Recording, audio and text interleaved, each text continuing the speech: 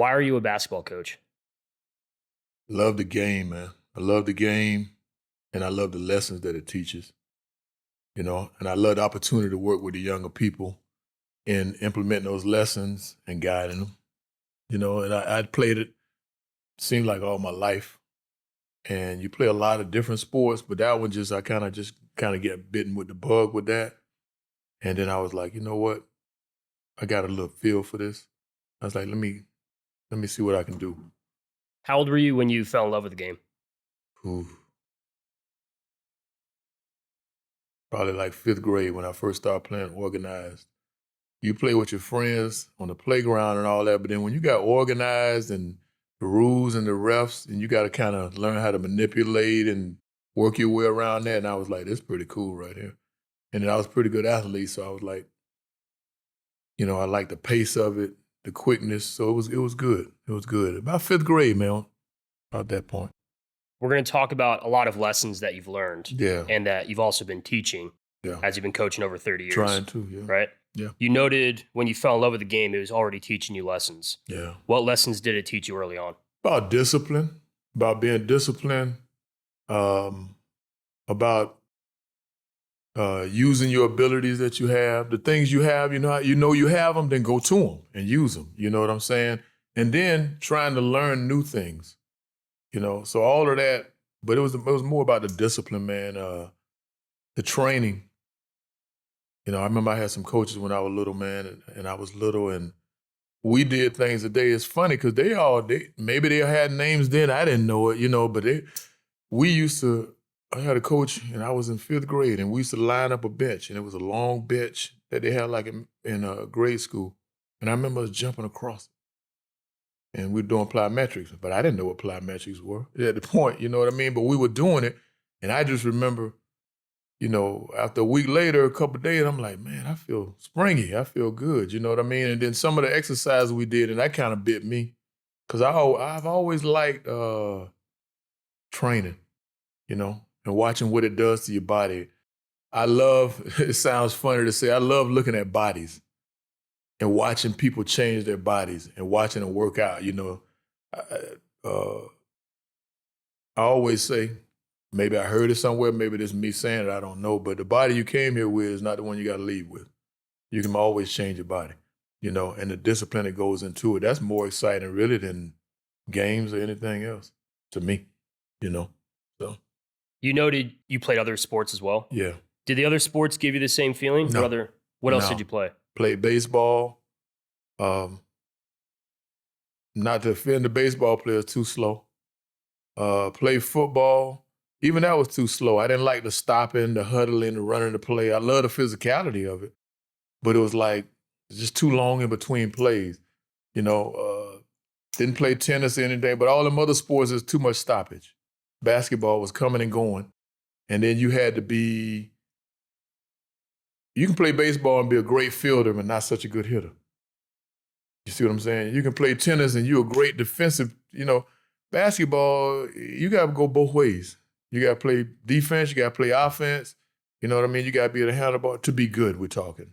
To be good, handle the ball, and you got to be able to shoot a little bit. So I like that because you can play, you got to do more than one thing, and it was constant action, But I played others, and coming up, I wasn't great at anything. But this sounds arrogant, but that's not the case. But I was good at everything. There wasn't nothing I couldn't play. You know what I mean? And so I dabbled in them. And when we played, I remember playing in the neighborhood. We played whatever the season was. You know what I mean? Yeah. And whatever the season was, that's what you went and played. Football, we didn't have no pads, which that was pretty dangerous. But you didn't know that at that time. You just did it. I played baseball. Soccer wasn't big then. So we really wasn't into that like it is now, but we played it, and it was really then it was like just kick the ball and beat everybody to the ball. Wasn't a lot of skill. So, played a lot of sports, but basketball just had that, it was something about it, man. I don't know. Definitely. Something about, yeah. Who taught you discipline? Do you think that was intrinsic, or do you think there was a person that really left an impact on you? It started at home, for sure. My mom was big on that. You know what I mean? She was big on sticking through. She was big on, little stuff, man. Like, hey, make that bed, make sure it's made when you leave. You know what I mean? Even to this day, I do certain things, and she passed about 5 years ago, but to this day, I still do certain things. And some people say, you in a service? And I'm like, no, that's how we were raised. You know what I mean? My dad wasn't in the service, but that's how we were raised. And then my dad was always like, man, when you start something, you're going to finish it. I might start a sport and didn't like it or didn't get what I wanted out of it. And he was like, nope, you started, you're going to finish it. So the discipline started there. And then when I got involved, I went to Sacred Heart Academy on Florida Avenue. It doesn't exist anymore. I think the school is still there, but it doesn't. And started playing. I had a coach, Glenn Wilkes, who trained us and taught us about the game. Then I had another coach, Vernon Tuning. He passed. He taught me a lot about the game. Then I got to high school, my man who I adored, John Spinar, who used to be a Jesuit. He taught me a lot about the game. So I was very fortunate to have some really good teachers, to the point to where I was taught so well and I had such good discipline at home, and they taught me discipline that I'm not sure what I learned or what I already knew. I'm not sure. It just kind of got blurred in there, you know what I mean? So I think that's a good thing when it's like that. That means they taught me really well. And so that was big for me, big. And it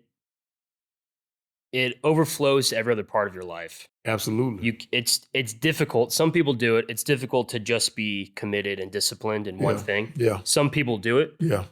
So they may be an elite athlete, but then they struggle in home life, relationships, stuff like that. Yeah. And it's tough. Yeah. However, most people, when they're disciplined, it's just every part. Listen, man, discipline and consistency. I was just telling a young man this morning, I've been in this for a while. I coached him, and then I actually signed his kid in JUCO and coached him.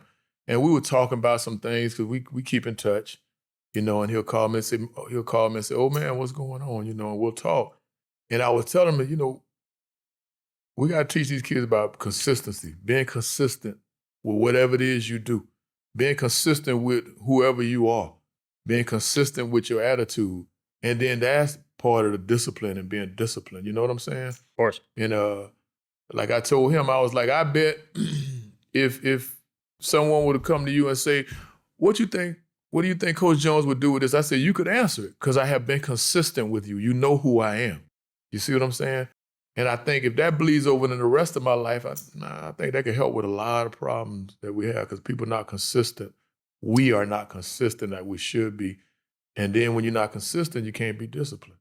You know that with the powerlifting and all that. You got to train, man. You got to be, even when you don't feel like it. You know what I mean? And those are the lessons that you take from sports, man. That's great. The small things, we talked, the person that set us up together is one of your old teammates, and I've interviewed her. And Student. One of your old students. Stevie. Her interview may come out before or after this. We'll find out. Right. But talking with Stevie, even down to just describing working out or training, there's a big difference. Yes. Right? Absolutely. Athletes train. Absolutely. Everyone else works out. Mm-hmm. And when people don't know the difference, they're not training. Yeah. Right? So the discipline comes all the way down to vocabulary because words mean something. Yeah. Right? Yeah. There's a difference between winning and success. Yeah. Yeah, it is. Yeah. Right? Yeah. Some of my most successul games, we lost as a team. Yes. I did my best. Yes. I played baseball, right? Yeah. Too slow of a game. I remember, yeah. But I could have gone 3 for 4, 4 for 4. You know what I mean? I could have just done all these things great, but ultimately it's a team sport. We may have lost. Yeah. So I could have still found success. Absolutely. Same thing with powerlifting. I've described this, and I'll bring it up on other podcasts too, that when people think of success, they think of it like a bullseye, like a target, and they think winning is right in the middle. Yeah. And it's not. Nah. So you know like a color wheel when you're looking at like paint your house, right? Yeah. They're all over the place. Every shade is a different form of success. Yes, absolutely. Because if we're playing basketball, I'm very bad, I'll warn you now. You winning the game could be success for you. Me hitting 1 3-point could be a success for me. Right. Because it's two different fields at play. Yeah. And people may just look at the score or look at the championship rings or whatever. But it's different that for me, that was a big achievement. Yeah. That I was just able to drain something. It's funny. I was just telling somebody the other day, I coached track too. I did that for about 14, 15 years, right across the street at Tampa Prep. And track is one of my favorite because you can lose the race, but you can get a personal best. You can lose the race, but you got a season's best. You know what I'm saying? So you always winning, man. You're always winning. It's just it depends on what you're looking for. You know what I'm saying? And if you're just looking for that one thing at the end of the rainbow, that's tough.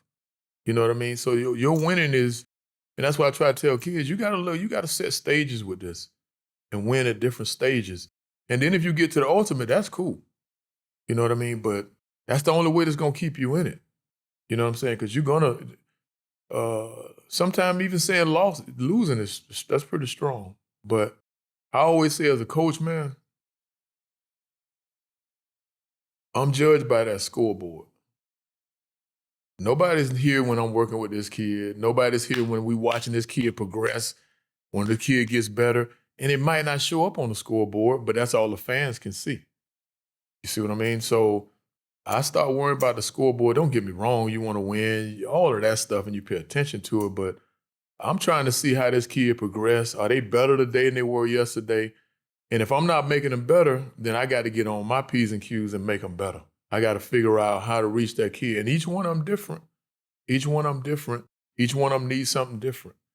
And so you got to figure out, how can I get to this kid to make them better?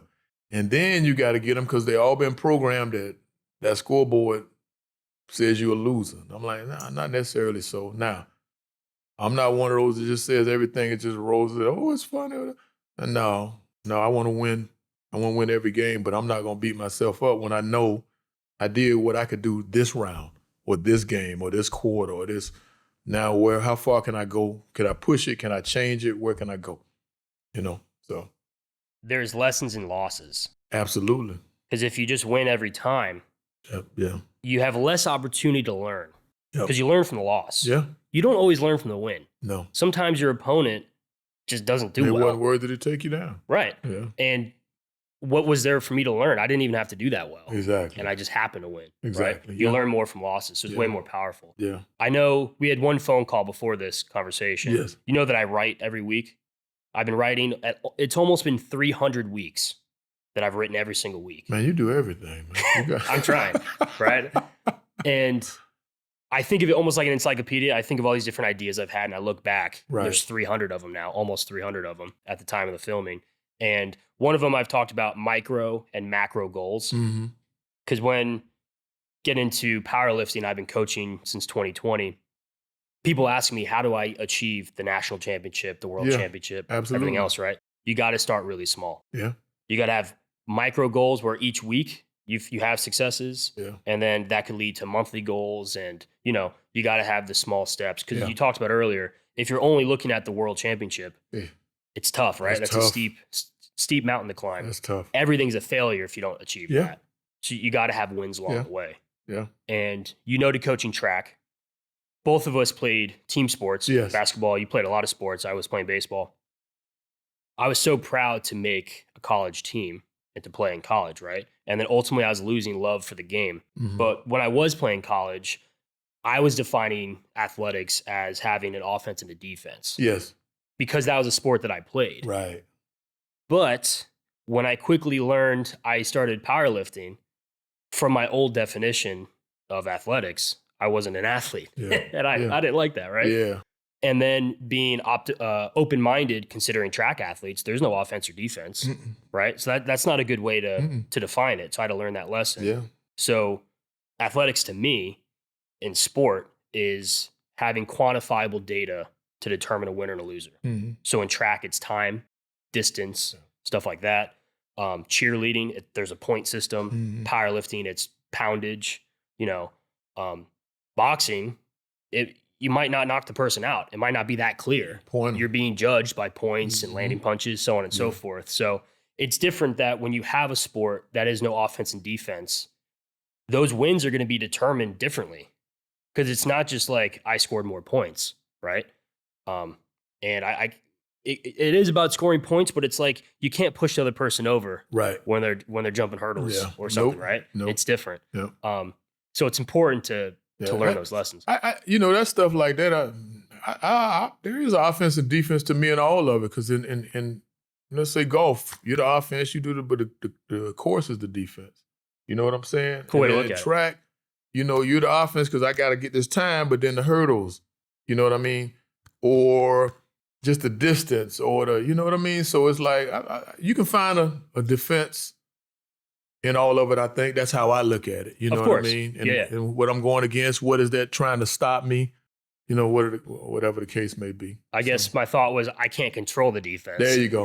Right? Yeah, right. You can't. Because in powerlifting, a lot of people, they get neck and neck, and it's you versus me. Yeah. It's different. It's you and me versus the bar. Yeah. Versus gravity and the metal. I always had a lot of love and respect for that sport, because the discipline it takes with the training, the eating, it's a lot that goes into it. I don't know all of it, but I was an athlete and I know about it.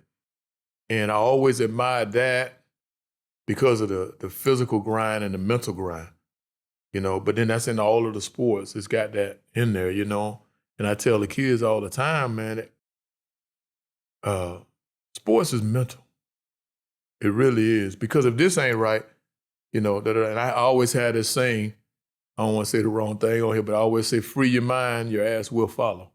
But you got to free your mind first. You know what I'm saying? It's not your body ain't following this. You got to free this, and then your body will come along. Your body's not leading, although sometimes I think somebody might be so athletic, they think their body's leading. No, your mind's leading. I remember my father-in-law told me a long time ago when I was a kid, and I was coming along and I was kind of falling into you hear people always talking about jocks and dumb jocks and all that. You can't possibly be a dumb jock because it takes so much mental strength. It takes so much mental preparation to do what you're doing. But sometimes people fall into those categories, you know what I mean? I was like, you're actually highly intelligent because you're the one making this work. You know what I mean? So, but that's just a thought on the side I had. Mental fortitude. Yeah. Right? Yeah. And you brought up a great point. I hate when people blanket statement, this is intelligence, yes. This is IQ. Yes. I completely disagree with that conventional concept. Yes. Because the term savant, I've been told, is not politically correct. But people that are exceptional in one skill, they may not do well on a traditional IQ test, but they can draw an entire skyline off memory. Yeah. Completely perfect. Yeah, we all got our gifts, man. Right? And that's most certainly a type of intelligence. Yeah. It may be difficult to measure it. Yes. I started saying this I saw somebody that was like, oh man, this kid can really pass the ball and all. And I said, no, this kid can see. They can see. And I ain't talking about like I see you. I'm talking about like I see what's coming. Or I see, look ahead, if you will, into the future. But they can see. That's how you drop them dimes when nobody, I didn't see that. How do they see that? Because they can see it, you can't. Tell me more about that instinct. Different sports, baseball, we call it baseball IQ. Yeah. We call it lifter IQ. Yeah. Tell me more about basketball IQ. I think it's something you can attain over time, but I also think a little bit of it is already in you. You know what I mean? Whatever it is you may be doing, and that's maybe what pulls you toward what you were doing. Some people have an IQ over many IQ understanding about sports over many sports or areas, but I think some of us is just in you. You know what I mean? Some of us just in you. I was talking to somebody the other day about we were talking about peripheral vision or whatever, and it's like I use mine even now all the time without kind of thinking about it, but I use it so much playing basketball that it's just part of who I am right now. You know what I'm saying? But I think some of it's already in you though. And then a lot of it can be developed. But some people just got it, and maybe that's what pulls them toward what they do. I agree. Yeah. Talk to me as a coach, you're scouting, you're recruiting. How do you see that a person or a potential athlete, a prospect has a high basketball IQ? What are you looking for? Me personally, everybody looks at something different. Me personally, somebody asked me, when you get some film or whatever, or they send you the stats, what are you looking at? Do you look at their stats? And I was like, stats don't mean anything to me. obviously they mean something. You know what I mean? They might be the attention getter. You know what I mean? Then you looking at, I try to put myself in the kid. I'm watching the kid play, and I'm looking and I'm saying, what are they thinking? Or I'm looking and I'm saying, what are they looking at when they're coming down the floor? I know what I'm looking at. Now I'm trying to see what they're looking at. And maybe they're looking at the same thing I am. I can tell when they do it. I'm like, oh, that was a good one. Then when they do something I didn't see, and I'm like, ooh, I didn't see that. So I'm trying to put myself in them in that play and see what they're looking at. You know what I mean?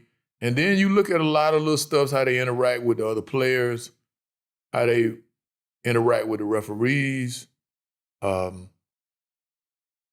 If the film is good enough, I'm looking at their facial expressions, because that'll tell you a lot. People's face tell you a lot. Their eyes tell you a lot, you know. So I look at a lot of that stuff. I try not to get bogged down with stats and all of that, because then I don't know the level of competition. I don't know what your coach told you we're doing.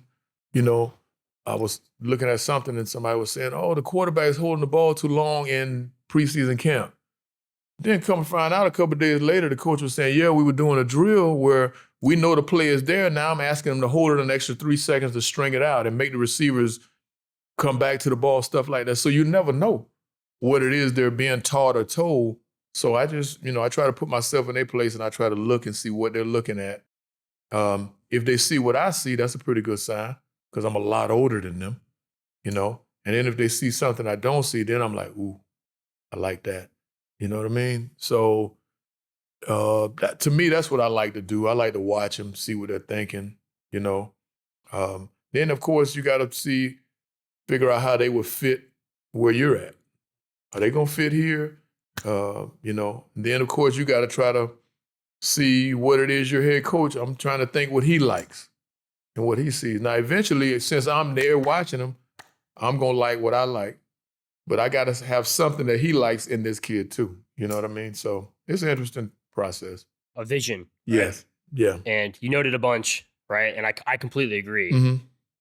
If you watched me walk onto a basketball court, you could just tell right away, this guy doesn't have it, right? And I'm just being honest. It's just not my sport, right? Right. But if you were to watch me walk into a powerlifting gym, it's completely different. Or walk to the cage. Exactly, batting cage, whatever it is. You can see it. You can always tell. Yeah, you can. And I've been coaching not nearly as long as you have. I'm at like 6 years I've been coaching powerlifting. People come to me and say, we're both named Tom, right? Yeah. But they'll come to me and say, Tom, you know, these are my goals. This is this is that. And I literally just have to watch them walk around the gym. Yeah. And I can tell if it's a realistic goal or not. Can. I'm not going to be the arbiter of truth to tell you that's not realistic. I'm going to help you achieve whatever you want to achieve, right? Your goal and aspirations. That's where we're going. We're going to work for that. That's what we're going for. That's it. I could just tell if you want, if you, let's just shoot big, you know, just making stuff up. If you walk in and say, I want to be a world champion. All right, cool. If you walk in and you're not observing every other lifter and you notice, wow, that guy's really strong, and you're not paying attention to him, you're not taking this seriously. You're not being competitive. Yeah. You'd be analyzing. When I walked into the gym, when I was a nobody, right? Just walking in the very, very beginning of my powerlifting career, I'd walk in, this guy's benching 600 pounds. This woman's doing 3-4 times her body weight. Yeah. I'm paying attention to them. I'm like, they clearly know more than me, right? Could it be the body leading the mind? Maybe. Maybe they're just like that freakish. Right. But to be at that level, you got to be taking it seriously. You got to be. And those are the people I'm learning from. Yeah. But if I just walk in, I'm just like lollygagging, I'm not really taking anything seriously. I'm like, how do you expect to get to that level? You go in and let's say you go to the gym, you go in, they got 80 courts. And you just walking around, and then somebody catches your eye just how they walking on the floor. You know, and they're like, they walking like there's something here. Man, you could be wrong. You know what I mean? But you'll find out in just a minute. So absolutely, man, you start looking, and then you start trying to see again what they're looking at and what they're paying attention to, and then that tells you everything you need to know. You noted, hopefully they're seeing what you see. Hopefully. But sometimes it's more impressive when they catch something that you haven't. That's when you go, ooh. That's when it's special. Yeah. When you be like, why are you doing this? Because you have this assumption, like I don't see it. And then they explain it, and you're like, oh my God, man, they're playing 4D chess. Yeah. and, you know, they snuck one by me. Yeah. And that's when it's really optimistic that this person's going somewhere. That's it. Right? That's it. It's pretty cool. Yeah. And it's real cool, man. I love it. That gives me hype. You know what I mean? When I'm seeing somebody, I'm like, you know, I'll say, that's nice. Nice. You know, my wife might, if she's with me, she'll say, you like that? I say, oh yeah, I like that. Yeah, you can see it. I do it with my wife. We'll be out to dinner and I'll see someone and I'm like, they might train, they might work out, right? But I'm like, they don't realize their gift, their physical attributes. They don't realize, no. I'm like, that person is just a physical specimen. Yeah. And if they trained, if they have that dedication, because I have seen athletes where they have the physique. I'm like, this person could be playing in the NFL. Yeah. But because their mind's not there, they don't do it, man. Nothing we could do. And I'm glad to hear you say that because, you know, it sounds, probably don't sound real good when I said earlier, I watch bodies. You know what I mean? I understood what you meant. I know you did. You know what I mean? But somebody else, they wouldn't understand. But I look at bodies, you know what I mean? And I'm like you. I'm like, man, he just don't know what he could be.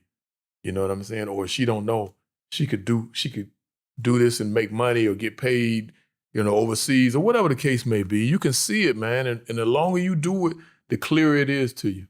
You know what I mean? It's true. Yeah. I watch the way people walk. Yes. And I discovered this Instagram page, and I'm going to interview the gentleman. He lives in San Francisco.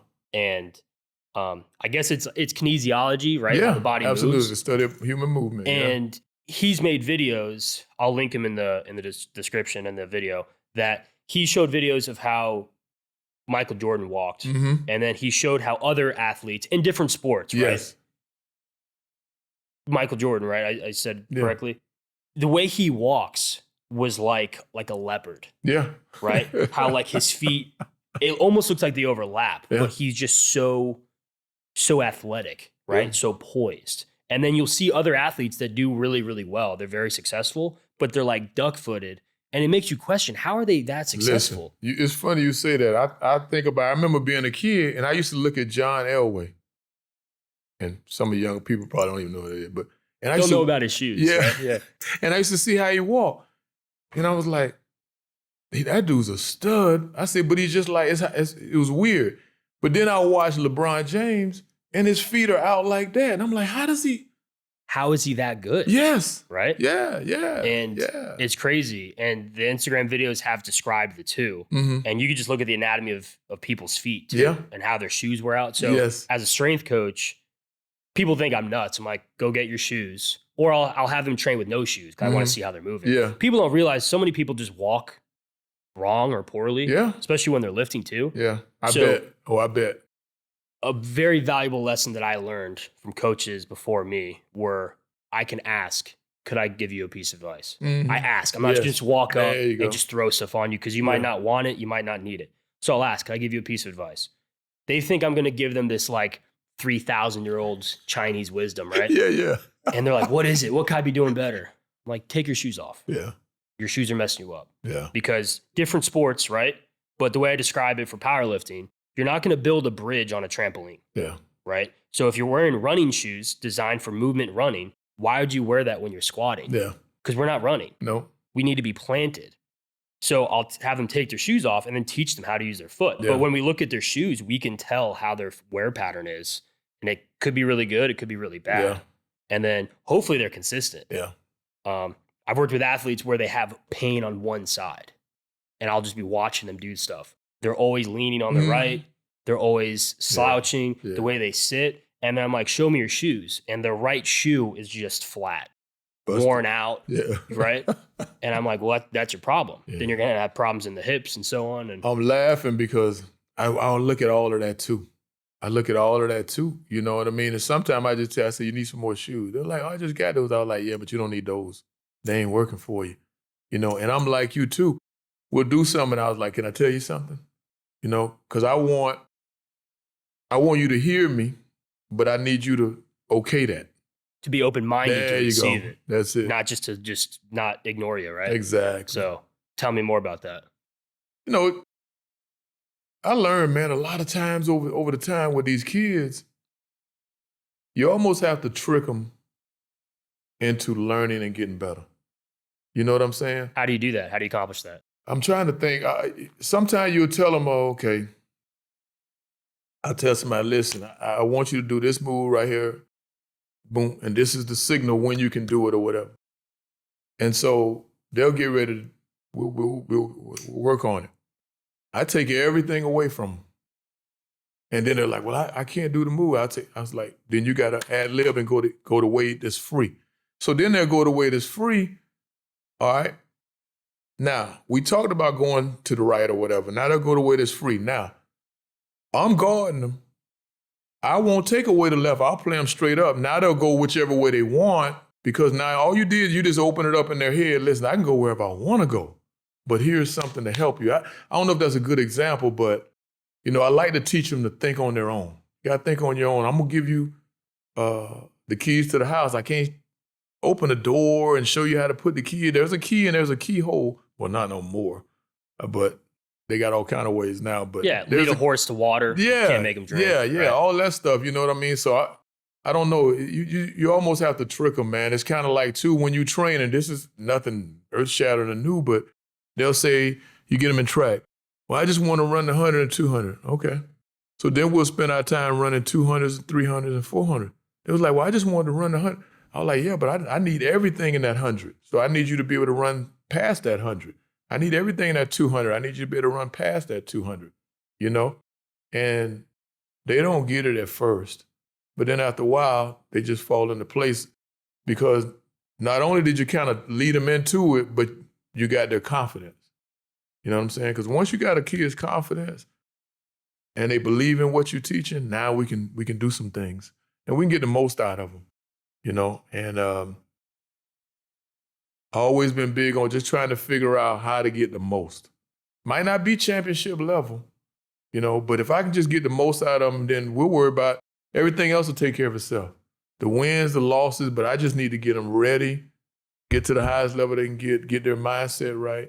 And sometimes you have to trick them. I have better ways than what I'm mentioning. That might not be clear, but I've done a lot of things where I trick them, into doing it. Like, oh, I see it. I was like, yeah, but I had to trick you to get you to do it. So I interviewed a strength coach. His name's John Gaglione. Mm-hmm.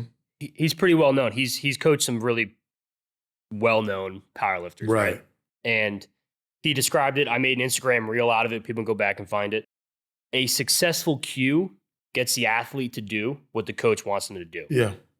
If no one else understands the cue, that doesn't matter. No matter. So if you're yelling at your athlete on the court and you're screaming potato, Big Mac, big Whopper, I'm trying to think of like fast food crap. I threw potato in there. Yeah. No one else understands what the hell you're talking about, right? But if they know Big Whopper, Big Mac's right, Whopper's left, right? It could be this funny code. Yeah. And it might not mean anything to anyone else, but if it gets the athlete to do what you want them to do, there you go. If that opens their mind, that's it. If that athlete needs to just be thinking about food, that's their motivation. Yeah. That works. It doesn't matter. And then when you get the really good ones, you ain't got to trick them. You just got to show them and they're going to read. And then those are the ones I like to do the Socratic method. Yeah. Yes, sir. I like to do that. Oh, I brought this up a lot. Let's talk about it. I like to do that, man, where it's like, because then you're not just pouring it in, you're putting it out here. And then you letting them grab what fits. And I said, well, why'd you do that? And then they'll say, well, because I thought it. And I was like, but what made you think that? And they were like, well, why are you asking me all these questions? I was like, I want you to think. So I'll break it down for the people listening, you right? probably can explain it better than me. Well, I could save everyone some time. There's it's like 5 or 6 minute video. I'll send it to you after this. Okay. TED Talks? No. Oh, TED Talks. You've seen it before. It's where the person stands on the red dot, the red circle, and they give speaking engagements, speeches. You've seen them on YouTube. Yeah. But in addition to TED Talk, there's TED Ed, and there's these small animated videos. Okay. There's like a 5-minute video on the Socratic method. Just look up TED Ed Socratic method. And Socrates is the famous philosopher. Yes. He had students. Plato was one of them, one of his most famous, and another one was Xenophon. And they would ask Socrates, why is the sky blue, right? And rather than just give them the answer, he would counter it with another question in order to further their thinking. Exactly. Right? Well, I'm pretty sure Plato and Xenophon took it a step further, and I've been doing the same thing, and it's thousands of years old, this technique. Mm-hmm. I would then imagine what would Coach Jones ask me? And I try to take it a step further. Yes. I'm trying to imagine all the lessons you may have taught me as an athlete. Right. And then I would ask you a question, and then how would you counter that question? Yeah. And then that'll give me a new perspective. You know, right? A lot of times, man, you can see it in them. You can see it in their face. They ain't got to say anything. You know, it's kind of like I always use the this is old too, but the RCA dog, you know, you'll say something and then they go, and I'm like, they don't have it. You know what I mean? So then I'll say, well, why do you think? And they'll say, that's what kids do now. I say, I don't need the shoulders. I need you to give me what. And then what I'll do is they'll give me their reason, 1, 2, or 3, and then I'll take each one and then I'll break it and show you why that can't be it. You understand what I'm saying? So, well, I did this because, you know, I'm too slow. And I was like, I'll show them something. I was like, did that take a lot of speed? You know, no, it just took definitive. I use that word. Be definitive when you make a move. You know what I'm saying? Because the defense is reacting to you. So therefore, they are behind you. Now, if you're definitive and you make that move and you believe in what you're doing, then they can't possibly stop you. Now you had a position, now it's over. You have a greater chance of staying ahead. Yes, staying ahead. There you go. But if you hesitate, all is lost. He who hesitates, all is lost. You know what I mean? Yeah. So you try to teach them, and what I try to do is I try to they got to give me some reasons, and then I take those reasons and debunk them, or I don't destroy them, but I just say, this is why this won't work. You know what I mean? And then sometimes they'll come up with something, they're like, well, I like this better because, and I'm like, perfect, then do it. Because at the end of the day, you're on the floor, and you're in the battle. I got all the ideas in the world, but you're close in contact with it. And if that works for you, I'm okay with it. You know what I mean? And I'm also showing them that I don't know everything. I just know more than you. But I want you to push to get to know what I know and then some. Hence, back to the video, oh, they see what I see. Oh, but they see something I don't see. That's what you're looking for. You know what I mean? And if you can teach an athlete to think on their own, to see on their own, you know, you never been to our games, but I'm just assistant. But sometimes I'm just like this. You know what I mean? And they'll make a great play. The kids had a joke going on. They were like, they would watch, it'd be a great play. Somebody hit a big shot, and they're looking at me on the bench, on the film. And they're like, Coach didn't move. And they're like, Coach, why didn't you move? I said, well, 1, I've seen a lot of this before. And number 2, that's what I expect from you. I expect you to do that. You know what I mean? Now, when you do something I don't expect, I'll jump up. You'll see it. But when you do what I expected you to do it because we worked on it, well, I mean, I don't understand what I'm supposed to be jumping up in the air about then. You know, so you place them kind of expectations on them, you know, and you'd be surprised more times than not how the kids react to that, how they want to please you, how they want to show you, I got it. You know what I mean? You don't want, well, I'll rephrase this, an experienced athlete or an experienced team, they don't want a coach that's up and yelling and screaming at every little thing. Not every little I'm not talking about passion. Right. I'm not talking about that. I'm talking about every small play. Yes. Every time you make a 3, you're not jumping around up and down. We're not doing that, right? You want the poised coach that's experienced. Because there's times when you pull the grenade pin, you got to be ready for it. Yeah. Right? Yeah. So, again, going back to baseball, it's just I've got more experience, right? So I'm not going to act like I know basketball. Right. Baseball, there's times where the manager knows I'm going to get ejected. I'm going to go out and yell and argue and throw first base because at that moment, the team needs to be fired up. And that needs to be the motivation. You cannot do that every game. Yeah. If you do that every game, people just question if your coach is drinking or something and they're just not taking it seriously. So, you know, if you're going to pick up first base and throw it into the stands and get ejected, you better do that in Game 7 of the World Series, not in spring training. Right. Yeah, it's time for everything. I interviewed another gentleman. His name's Andrew Yerkedu. And so wise. He's a very, very talented, experienced powerlifting coach and also an athlete himself. He's also an attorney, so on and so forth. His resume is unbelievable. He's an international judge for powerlifting. He's been doing this since the 80s. Hold on. So you interview all these people and then you bring me in here? I don't have them kind of credentials with these people. You're keeping up with all of them. I've got your credentials right here. 30 plus years coaching, HCC, UT, then you went to Central Florida, then you're back I'm at just saying, you got an Hillsborough. impressive list of people. I'm just a guy, man. I appreciate it. No, you're the best. You're keeping up with everyone.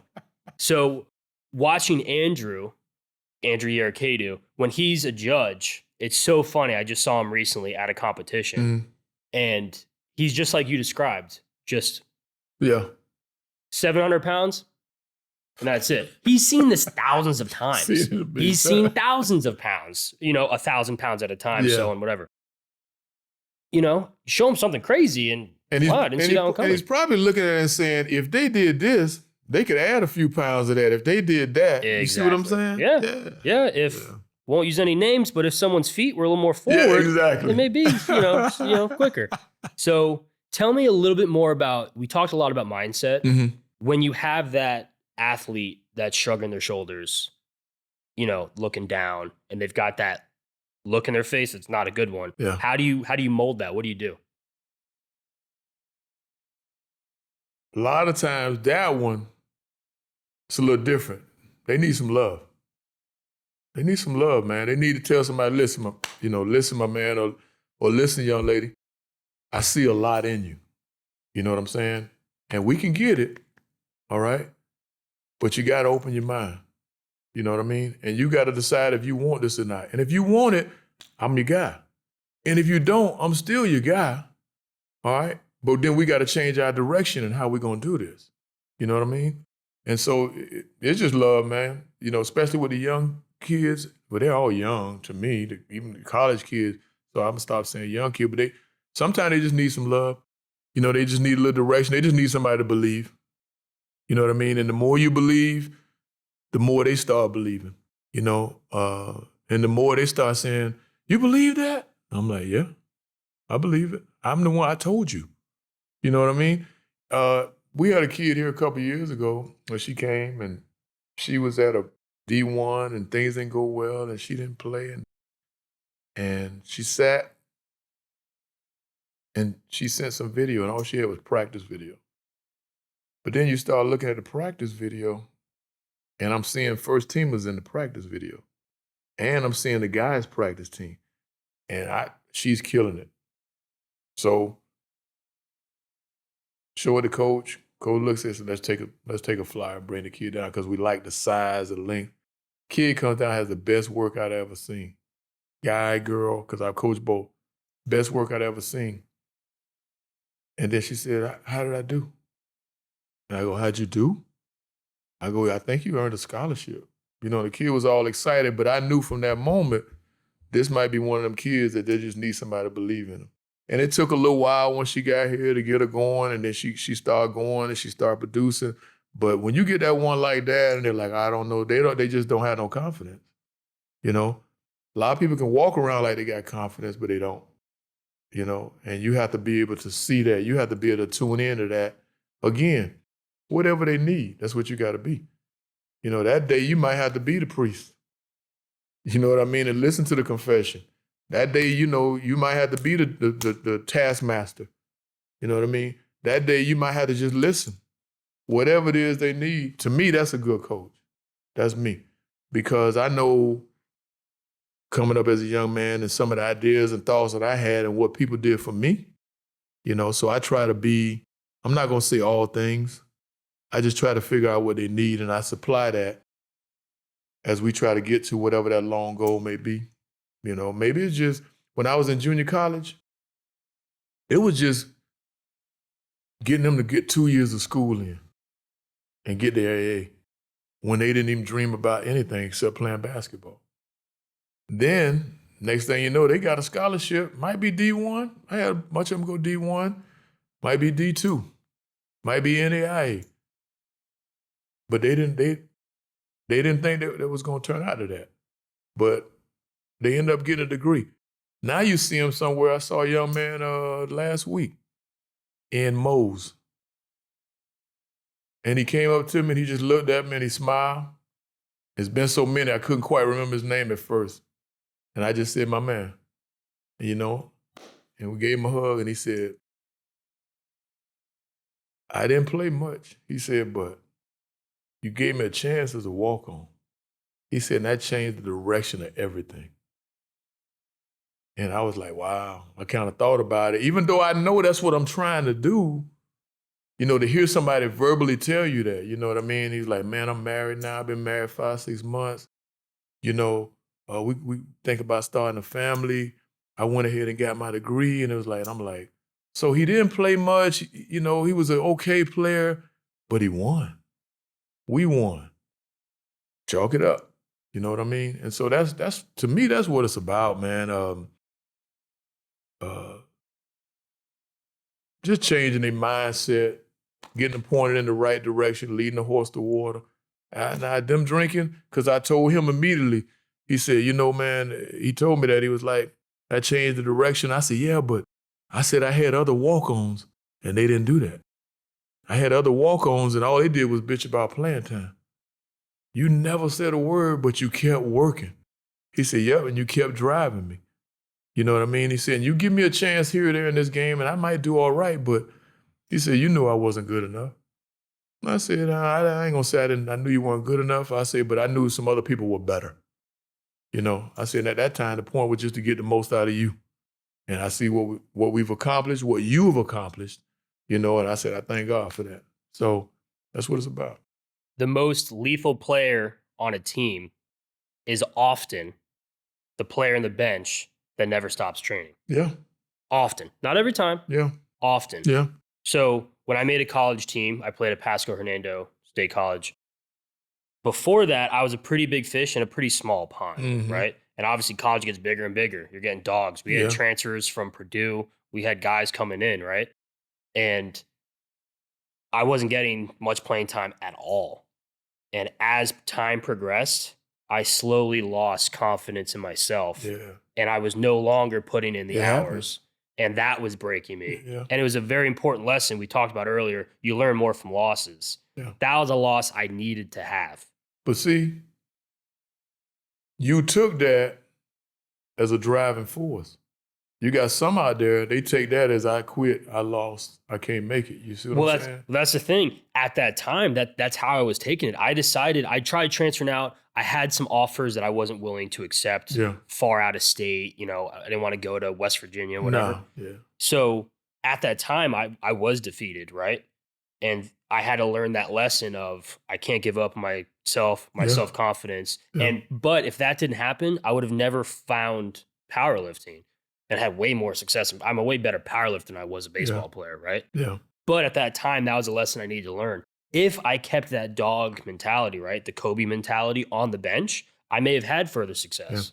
Yeah. I tell the kids all the time, you know the most important person on this team is? You. And I tell each one of you the most important. You have to believe that. You know what I'm saying? And you have to work at, all right, then I'm going to raise my status because that's for you. You know, I was saying something a couple of weeks ago and I was telling a couple of kids graduating, and I was like, man, if you don't have, again, self-love, you got to love you some you, man. You know what I mean? And if you ain't loving you, then you ain't going to take that extra step. If you ain't loving you, you're not going to get up when you got knocked down. You know what I mean? And then some of that come from home. You know what I'm saying? You got to love yourself. And and I don't mean in a narcissistic kind of way. You know what I mean? I'm just like, you feel pretty good about you and you're like, okay, this ain't work. I got something else. And I'm gonna try this and I'm gonna do this. You know, but a lot of them, they don't know how to love themselves. You know? And I don't know how you teach that other than you just keep talking about it and keep talking about it. Keep giving them love. Keep giving them love and keep talking about it. You know, I had a kid and she said she did it. I said, I want you to write on the mirror, I love me some me. And I need you to look at it every morning. And she come to practice, and I say, and she said, I love me some me. And I was like, that ain't what, I don't want to hear that. She said, I love me some me. I said, that's what I want to hear. And it got to the point where we laugh about it because she come in and I go, and she said, I love me some me. But you start saying that enough, man, and you start seeing that somebody care enough to tell you to do that, then things start changing for you. You see what I'm saying? And you start believing in what you're doing, and then you start believing in what they're telling you. You know what I mean? It's just teaching. It's just teaching. I don't know that I like the word coach because a lot of people call coach. You know what I mean? And sometimes I tell people, I'm a teacher. You know, I'm a teacher. They were like, teacher of what? Whatever you need. Whatever you need. You need to talk about life? Okay. One kid said, you should be a life coach. I said, that's something new. I don't know what all that is. I said, but we can talk about it. I said, you know why we can talk about it? Because I'm older than you and I've been there. Okay, yeah. You're a younger guy, I'm an older guy. All right, you might be a white guy and I might be a brown guy. You're a female and I'm a male. You might be different. I'm older. And we all live the same life, man. I know we like to think which is different. We all live the same life. We all have feelings, emotions.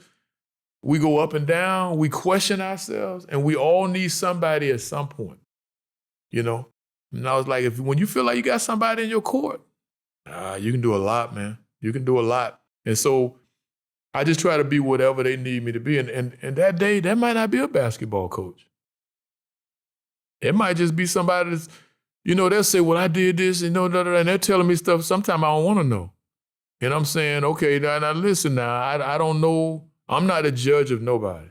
I was like, but how you feel about that? There we go with the Socratic thing. How you feel about that? How does that make you feel? You know what I mean? How would you feel if somebody did? So then you, again, start them thinking. You see what I'm saying? And you start pulling stuff out of them, and then, and I'd always finish it out with, I don't know why you need me. You're doing pretty good. And they laugh, and then we move on.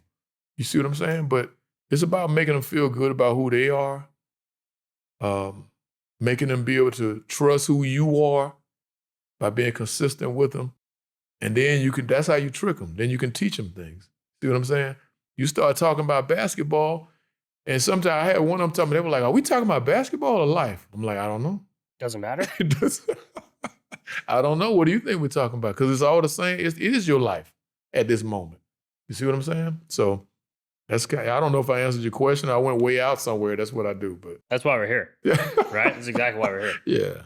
You'll never trust someone that doesn't trust themselves. Yes. Right? Absolutely.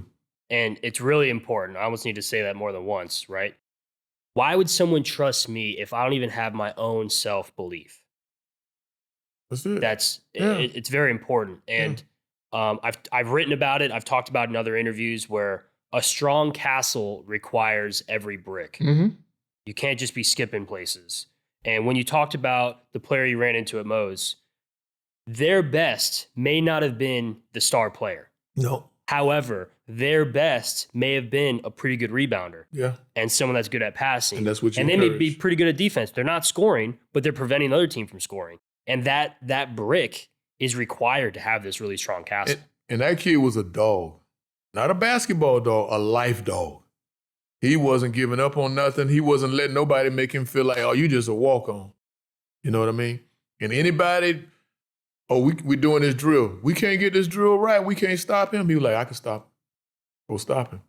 You know what I mean? And then I give him his cool. That's how you do it right there. And I say, now, if my man can score a little bit better or whatever, then that's his ticket. You know what I'm saying? So, but you're right. I think I know the answer. I think. Mm-hmm. Would you rather have someone with all of the confidence and no skill, or all of the skill and no confidence? Man, I want confidence, man. You got to have some confidence. You got to have believe in yourself, even if you don't have the skill. Even if you don't have the skill, you got to have some confidence. Now, I love to have a little bit of both. Of course, that'd be nice. But if I got one or the other, you got to believe, man. You got to believe in yourself. And it's funny what you say. I think about it all the time. Obviously, this doesn't apply to me, but would you want somebody cutting your hair, man, and they come in, they got zigzags and patches, and it's like, I cut your hair. No, you won't. You see what I'm saying? They gotta play the part. They do. It's so funny. I've been going to the same barber for like 15 years. He's bald.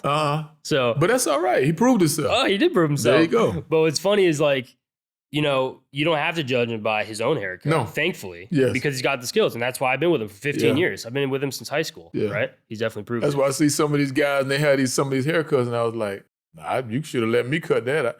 They was like, how would you cut it, coach? And I was like, I got a style for you. They were like, nah. Buzz cut. Cut it off. Yeah. Cut it off. So you've been around basketball your entire life. You had college offers. Mm-hmm. You ultimately decided not to play, correct? I dropped out of school. Tell me about that. Disappointed my dad greatly. I can't get that back. Went up to visit Evansville, Indiana. Evansville University, Purple Aces. Liked it. Too cold. Florida boy. And then I had UNO, University of New Orleans. I think they still, all of them have programs still. And I was supposed to go visit them. And had something going on at school or whatever. End up quitting the team. I couldn't tell you why. I don't remember. Which tells you it probably was nothing. But you're a young guy, you got all kind of stuff going on in your head, you got all kind of thoughts. Only 2 games I missed in my high school career. Eventually came back, finished up the season, whatever. Something like that, I know those opportunities to go on. So then I went to junior college and I was like, I'm gonna do a year in JUCO, I'll get it back, which I did instantly. Dropped out of school. Dropped out of school for 3 years. I say dropped out, I quit school. And so all of that kind of went to the side. And that's why I ended up coaching JUCO, because I had spent a year in JUCO. I saw all the guys in JUCO, and that was me. You didn't really know, had hella talent, you know that.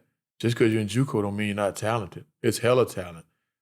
But they got maybe in trouble, they got sidetracked, they're a late bloomer, they got something going on. And I was like, I need to go to JUCO. And so I ended up coaching in JUCO. My friend got me in. And you just got all kind of stuff going on in your head. Make some mistakes. But I've been able to use that greatly to help myself, help a lot of young people. So it's been cool. Tell me more about how your personal experience made you a better JUCO coach and a coach in general. Because you've been there, you've seen it. Again, going back to that, when you're watching the film and you look at the play trying to see what they see. When they came to JUCO, and I know what they're thinking. And I never forget. There was a show called Last Chance U. I think I told you about that. Yeah, and the kid was like, Coach, I was watching this show last night. That's when I was in JUCO. Man, it was a good show. And I said, what's the show? Because I ain't much on all of that stuff. And it's like, it's called Last Chance U. It's by these guys in junior college. And I said, my man, you're in Last Chance U. And he was like, yeah. I was like, you're in JUCO. This is it, man. If you don't leave here and go somewhere, this is it, unless you just going to go be a student, which is fine. But this is Last Chance U. So sometimes they in it, they can't see it. But by me being in it, seeing it, I know what they're thinking, and a lot of them, something happened, and I say, I know what you're thinking. You're thinking this right here. Then they get their mouth curl up a little bit, and they're like, yeah, I was. I said, I know. I said, because I was there, my man. I said, and you thinking wrong. You're thinking wrong. Now, unless you're going to do something that I couldn't do, and that's very possible. But right now, you're thinking wrong. And you got to fix your mindset, your thinking, and let's attack it from this angle. So they helped me a lot. Just being there, been through it, dealing with it, and understanding what they could be thinking, So it was good. Good. Tell me a little bit more about the lessons that a JUCO athlete may need differently than someone that goes straight to a 4-year school. They may need to know, you just took a different road. Doesn't mean you any less. It doesn't necessarily mean it's harder. You just took a different road. And maybe you took a different road because you need more seasoning. You got more things to learn. This is a weird analogy, transition, whatever. But I remember my mom, she had a couple of heart attacks. And I remember us one time rushing her to the hospital. It was like something on TV, ER.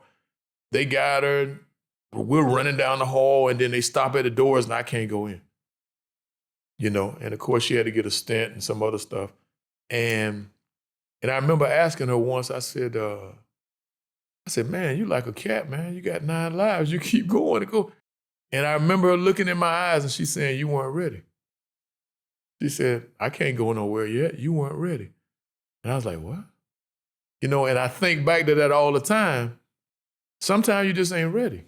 And some more time need to elapse for some more lessons to be learned. Some more time need to go by for more things to happen to get you ready. And that's all it is when you go to JUCO. You just need to get ready. Or you need to take a different direction. Either one, it doesn't mean failure. It just means that what it is, a different direction. We all take different directions. You've taken 10 or 12 different directions. You're being kind. I think it's a couple more dozen than that. It might be 60. But that's impressive though. Cause you a dog, man. Cause you ain't, you like, hey man, I got gifts. I got things to do. That's impressive. So when you teach the kids, man, you just teaching them. It doesn't mean the kid go straight to 4 year. You've seen them go to 4 year and it don't work out. You know what I'm saying? Not because they didn't have skill. I'm sure you can think of somebody, you say, how did they not make it? They weren't ready for the moment. And so I look at that sometimes as sidetrack. It wasn't your time. You weren't ready for the moment. That's all. When I may have told you on the phone call. Mm-hmm. So I played baseball at Pasco Hernando. I wasn't enjoying it. I decided I finished the season. I was not quitting. I finished the season. I tried to transfer out. Nothing I wanted to do. Did other programs. I went back. I got my bachelor's later on. Yes. And in that time, I fell into powerlifting and stuff, right? And I didn't know. I kept pivoting. I didn't know what direction I wanted to go in. And once I found powerlifting, I started to have success. The reason this whole thing started, I was just a guy. There you go. I was not a powerlifter or anything. And I challenged myself. I was like, I went from playing baseball all the time in a tournament, like a baseball tournament for like kids, the youth. You could play 4, 5, 7 games in a couple days when you're doing these tournaments. Once that went away, I'm like, what am I doing? Like, I need something. Yeah. And I was like, I just need something to motivate me. So I'm like, I'm going to do something in the gym, because I was actually really enjoying the gym at that time. I still do. But so anyways, I competed once, no coach. I made all these mistakes, didn't know what I was doing. Did it 2 or 3 more times. And eventually I went to a gym in Clearwater. I'm like, okay, these people know what they're doing. I got a strength coach. That whole time I was just a guy in the gym. I go to my second national championship and I won. And I set a world record bench press in my division, my age group. Yeah. It's very, very, very specific. Yes. I come home. Now you the guy. I didn't think of it that way. I know. I didn't think of it that way. Yeah, but you the guy now. And someone walks up and they're like, how do I do this? And I'm like, oh, this is how I do it. And then they go do it.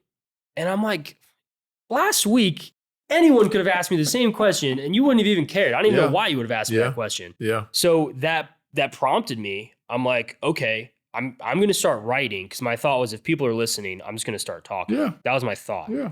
And I got really, really excited. I wrote several weeks of posts in the beginning, right? And I was itching to put them out. Right. And when I got ahead of myself, the reason I'm bringing all this up, I was getting so excited. I'm going to have this much writing. I'm going to do this. I've got all these goals. Looking back, I was not ready to do all those things I was excited for. I needed time. Yeah. So if I started this part of the project 5 years ago, more than this, oh my God, 7 years ago, right? When I was 22, 23, time does fly. If I started this when I was 22, it would not be what it is like this. Yeah. I wouldn't be calm and patient to listen to you. But see that right there though, man, to me, people might can't, that's self-love big time. Because you believed in yourself enough to venture out. You believed in yourself to say, you know what, man, I can do something else. See what I'm saying? And we take it for granted because we have it, but everybody don't have that for whatever reason. Maybe how you were raised, it could be anything. But when you love yourself, you always looking for something to challenge yourself. You always looking for something to expand or fill in the gap. You know what I'm saying? And be more. And that's a lot of self-love. That's good, man. That's real good. Yeah. And it's tough. Absolutely. And if I can get more people to do it, that'd be awesome. See? Right? That's it. If we can all do it, you know what I mean? And start filling in them gaps, man, then we all more, listen, I'm talking la la land, but we all happier. We all feeling better about ourselves. We're treating each other better. I think it's simple, but it's not simple. Because sometimes you get off to a better start how you raised. True. Yeah. It's simple, but it's difficult. Yes, Right. absolutely. Did I tell you I was a firefighter? You did. Yeah. Yeah. Hence the mustache, right? I kept it. And when I ultimately decided that I didn't want to do it for a full career, right? I did not do it nearly as long. When I started that, I was like, I'm in this for 30 years, 35 years. That's what I expected. I was planning my entire life around it. And when I eventually came to the conclusion this is not what I want to do, it was extremely difficult to pivot again. Yeah. Yeah. So hard. And I've talked to other people that have never been in something like that. Maybe they did sports, Yeah. maybe they did something with a team or whatever. It was so difficult to just walk away. Yeah. And it sounds simple. It Just put in this piece of paper that says I'm going to be leaving in 2 weeks. Yeah. Sounds really simple. Yeah. And it was crushing. Now, I've been fortunate in that I've stayed in my field and haven't had to get out, so I don't know that part of it. So much love to you for that and respect. Well, I kind of disagree. Mhm. I think you did experience that when you made that decision to drop out. Because for that small period of time, Good point. you're like, nope, not for me anymore. You came back to it, which is beautiful and makes the story happy, right? Well, part of that was at the time my girlfriend, my wife, she was going to South Florida. And smart young woman, smart older woman, my wife. And I wanted to get married. And she was like, I love you, but we going in different directions. She's like, I'm getting my education and moving on, and you stopping right there. She said, that's gonna make things difficult later on. I didn't see it, but so she talked me into it. I took some night classes, went back to school, so she take a lot of credit for that. I might have did it eventually, yeah, but she take a lot because I wanted to get married. So then once I went back, got my AA, we got married, then she like, I want to go to dental school. And at that time, UF was the only dental school. So I was like, all right, we're moving. I'll find another job. Let's go. But I was like, hey, that's good enough for me, you know. Then we got up there, and she's like, we're here for a while. You might as well take a class or two. I was like, all right, if that's going to get you off my back, I'll take a class or two. Next thing I know, I'm getting into the classes. You know what I mean? I'm loving, the study of the human movement and the physiology and the bones, the muscles. Learning my degree is exercise and sports science. I'm like kind of into it. You know what I mean? And next thing, I used to go see this counselor, and it was an older lady.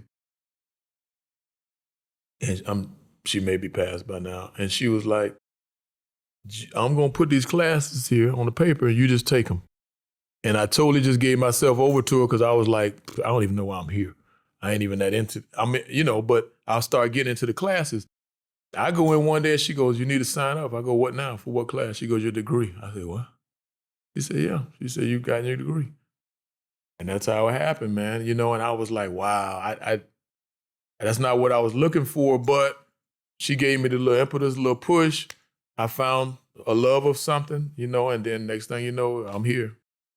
How different would you be as a coach and a person if you didn't have that experience of? I probably wouldn't be a coach. I don't know that I would be one. Because it taught me so much about discipline, drive. It taught me a lot about having a passion about something.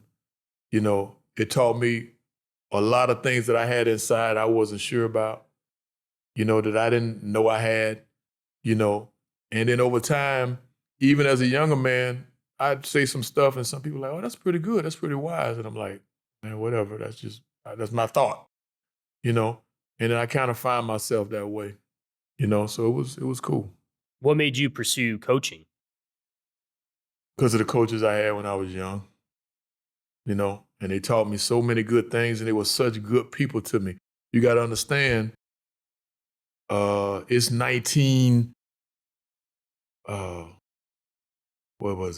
78. I'm in middle school, African-American kid, private school, all white. It's me and a couple of other black kids. And the coach that started coaching me, I was just a kid. I wasn't a black kid. I was a kid and you got to follow the rules. You got to be disciplined. And then it was to the point where you're a little better than everybody else. So now I'm going to hold you to a little higher standard, and I'm going to push you even harder, and you got to deal with it. And then it was, you got to lead because they're all watching you. You understand what I'm saying? So it just starts stacking.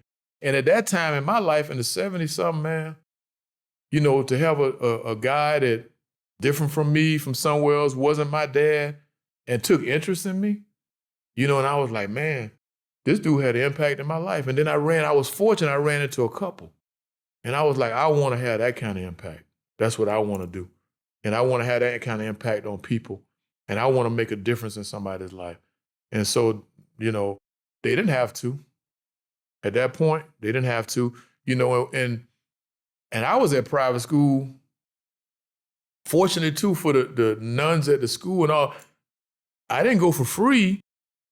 I learned my work ethic because I had to work after school, and that's why I started playing all the sports too. So offset tuition. Offset tuition. Yeah. Yeah. Mm-hmm. And so, and I was, not only was I good at the sports, but you know, I didn't always want to go clean those flower beds and wax them floors. So I got to go to practice. You see what I'm saying? So it all fed into everything, man. So here's a kid, you know, at that point, I'm getting the best of both worlds. And what I mean by that, I grew up in my neighborhood as all black. I got my culture. Everybody look like me. And I go to a world where nobody looks like me, but I'm treated as a person. I got rules to follow. You want to fit in, then do the right things, the nuns, all of that stuff. And it helped grow me to who I am, you know, and it helped mold me. And I was like, that's pretty cool. You know, and I was like, I want to be that difference. You know, and I you know, I remember I was 30-something years old, 35, and I tracked down my coaches and called them and told them thank you, you know. And fortunately, I did before a lot of them passed. You know, they maybe all passed now because I'm old now, you know. But I called them and thanked them, man. I mean, I remember going through the phone book and calling, you know, one of them, my coach was Vernon Tuning, such a kind man. And not a lot of tunings, but I called everyone. And I said, are you Vernon Tuning? They used to coach, and finally, it took me a while, I got him. And I thanked him, and I told him how much he meant to me, and he was like, no, you had great parents, you were a good kid. And I was like, yeah, ma'am, I did. I said, but you were the top. You were the bottle was filled up, and you capped it off, and I was ready to go to the store. See what I'm saying? And I wanted to be that person. And Coach Wilkes, when I was a kid, teaching me to fall in love with training and seeing the results of it. You see what I'm saying? And one of the coaches, last name was Coach Finger. I don't remember his first name. He was the varsity coach. And I was a good athlete, but I used to shoot with two hands. You know, you're in fifth grade. That's me. That's me at 30 years old. Yeah. Yeah. And I remember him saying it's not politically correct today. But I remember he said, you gonna shoot like a girl all your life? He was like, you're a big, strong athlete. And so it made me want to shoot, you know what I mean, learn how to shoot. And I remember all the words those guys saying, and even to this day. And then Coach Bernard at Jesuit taught the game, knew the game, and pushed me with saying, you're the best player. I'm going to lean on you. But then also just loving me, showing me love. You know what I'm saying? And I would go over his house when I had a problem and we could sit down and talk. And he had his own kids. But he would take time. And so all those dudes I learned something from. And then I wanted to be them. I wanted to make that difference and do that, you know what I mean? And I'm very thankful to those guys. I don't know if they're still around. I know Coach Bernard isn't, Coach Tuning passed. I don't know. But I put it out in the air. Maybe they'll hear it.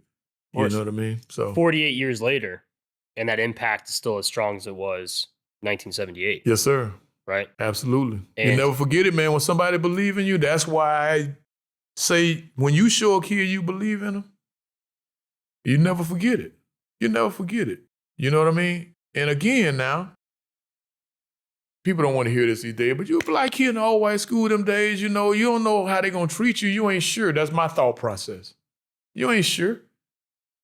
Man, no, you get in line, do what you're supposed to do, and then it's like, you're a little different. So now I'm going to hold you to an even higher standard. Now you got to lead them. So it teach you about being a leader. They taught me so many lessons, man. I'll never forget them guys, man. It was a hand out to lift you up, not to keep you down. Not to keep you down. and not necessarily if you were down to say, I'm helping you up, it was saying, get up. It was saying, get up. You know why you get up? Because you were there getting up. You know why you get up? Because I see something in you. Get up. And you're strong enough. And you're strong enough to do it. To do it themselves. Yeah. No, them were big lessons, man. And some of the biggest lessons I've learned in my life, and I keep that with me today. And I want to give them lessons, but only if they want them. You know, only if they want them. I have, it's one young lady, we'll go to practice, and I'll see her, and she'll say, hey, coach, she'll come give me a hug. And in a cynical world these days, an older guy hugging a younger girl, that's how it is what it is. But she'll give me a hug, and she'll say, tell me something wise today. I'm like, that's why you're on the podcast, I'm telling you. I've heard that more than once. Yeah, she'll say, tell me something wise today. I'm like, I don't know what to tell you. You know what I mean? I said, listen, baby, we just talking. She said, but you always got something good. You know, and I'm like, I don't know what to tell you, you know. And I start talking and we go on and she goes, that's what I was looking for right there. I'm like, what? I was helping a friend move something and friends of friends. I didn't know many people there, one person. And we're moving like a couch or something. And the way we moved it to get it through the door. Yeah. She's like, wow, I would have never thought of that. And I was like, I only know what I know. Right. That's it. And that's the way it's going to go through. She goes, man, that's wise. Only a wise person would know that. I don't know what to say. I'm like, I only know what I know. I wasn't trying to like be, but I think, like Socrates. I think sometimes you downplay yourself, and I think sometimes we assume everybody knows what we know, but we all have our own gifts. We all have our own knowledge. We all have our own intake of knowledge where I can take in maybe more than you, or you can take. You understand what I'm saying? So we all different, but we all the same. You know what I mean? And some need a little bit more love and nourishment. Some need a little bit more guidance. But you got to find out what it is they need. Some need more time. Some need more time. We talked about, And it could be beneficial starting at JUCO. Yeah. And then moving Absolutely. up. Right? Because I'm in the same boat with you. Yeah. I started in JUCO. Yeah. And then once I finished that, eventually, I went and finished my 4-year degree after that. Yeah. So, you know, to a lot of your coaches, I've got a lot of coaches right there with you, right? Yeah. And I think about them all the time, and I've thanked them. Yeah. After each video, I'm able to link a direct video that I may recommend, right? Mm-hmm. After this video is going to be Coach Larry Beats, and that's the gentleman I keep telling you about. Yes. I made sure to tell him at the end of that how much he meant to me, because Good. he was the one that kept me from quitting the 1 year that I really did not like playing anymore, right? And it felt like he was the only one that believed in me. I'm not saying he was the only one, but it felt that way. That's all that's important. Right? And it was. What you feel. And I made sure to thank him. And someone else Good for you. I appreciate it. Yeah. And I'm glad I got the ability to do that. Absolutely. Some people, we lose the opportunity. Yeah. So another person, this entire project would never exist if it wasn't for one person. That same year, my freshman year of college, they give a lot of the athletes the same classes. Some of them are easier than others. Absolutely. To try to keep us Absolutely. around.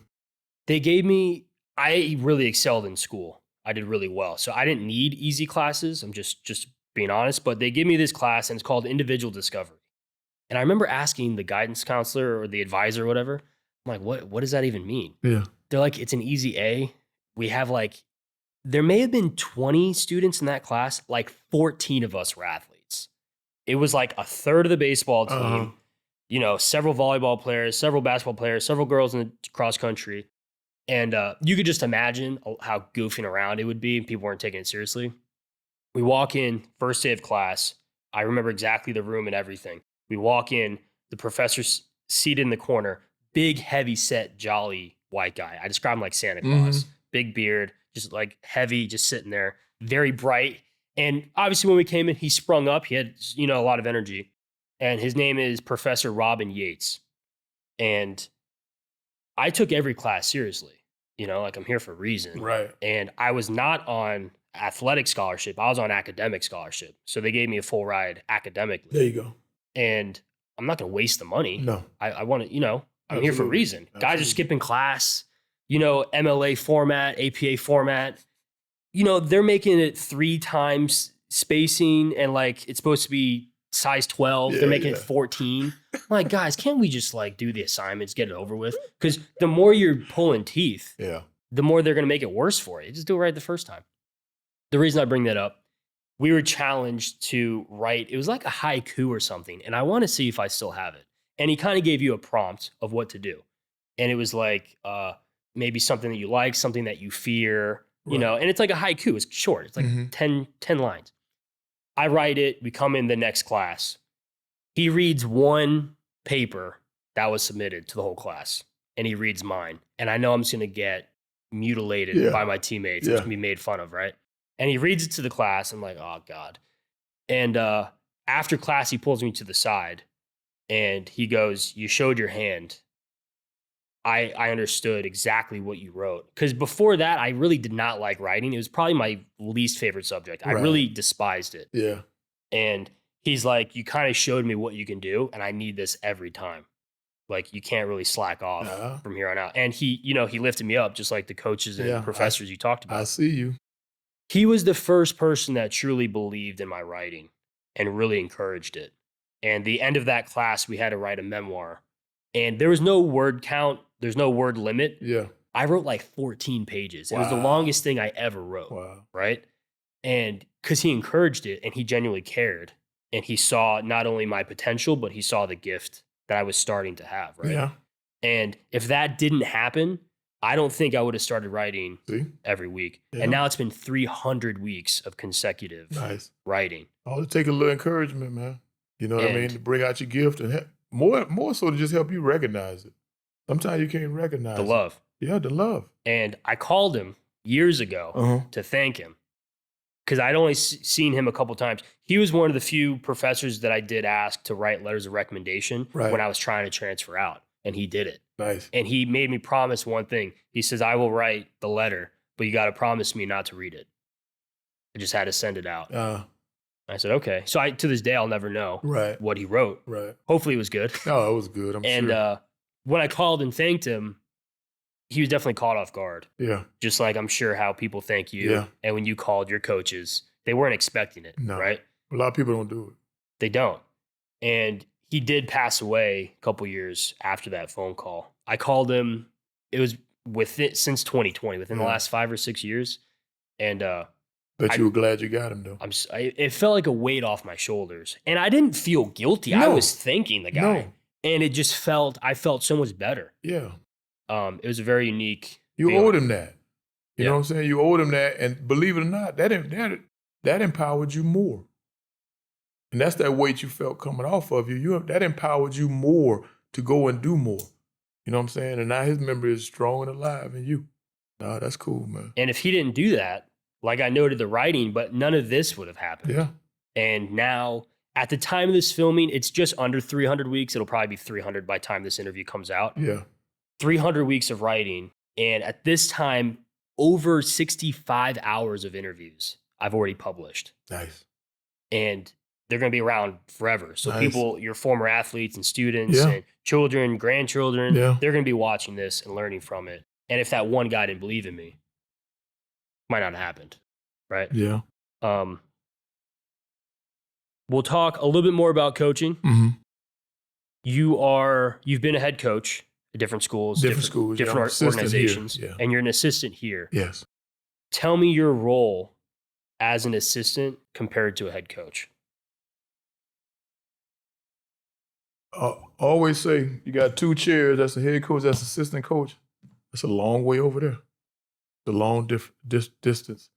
You got everything on your head over there.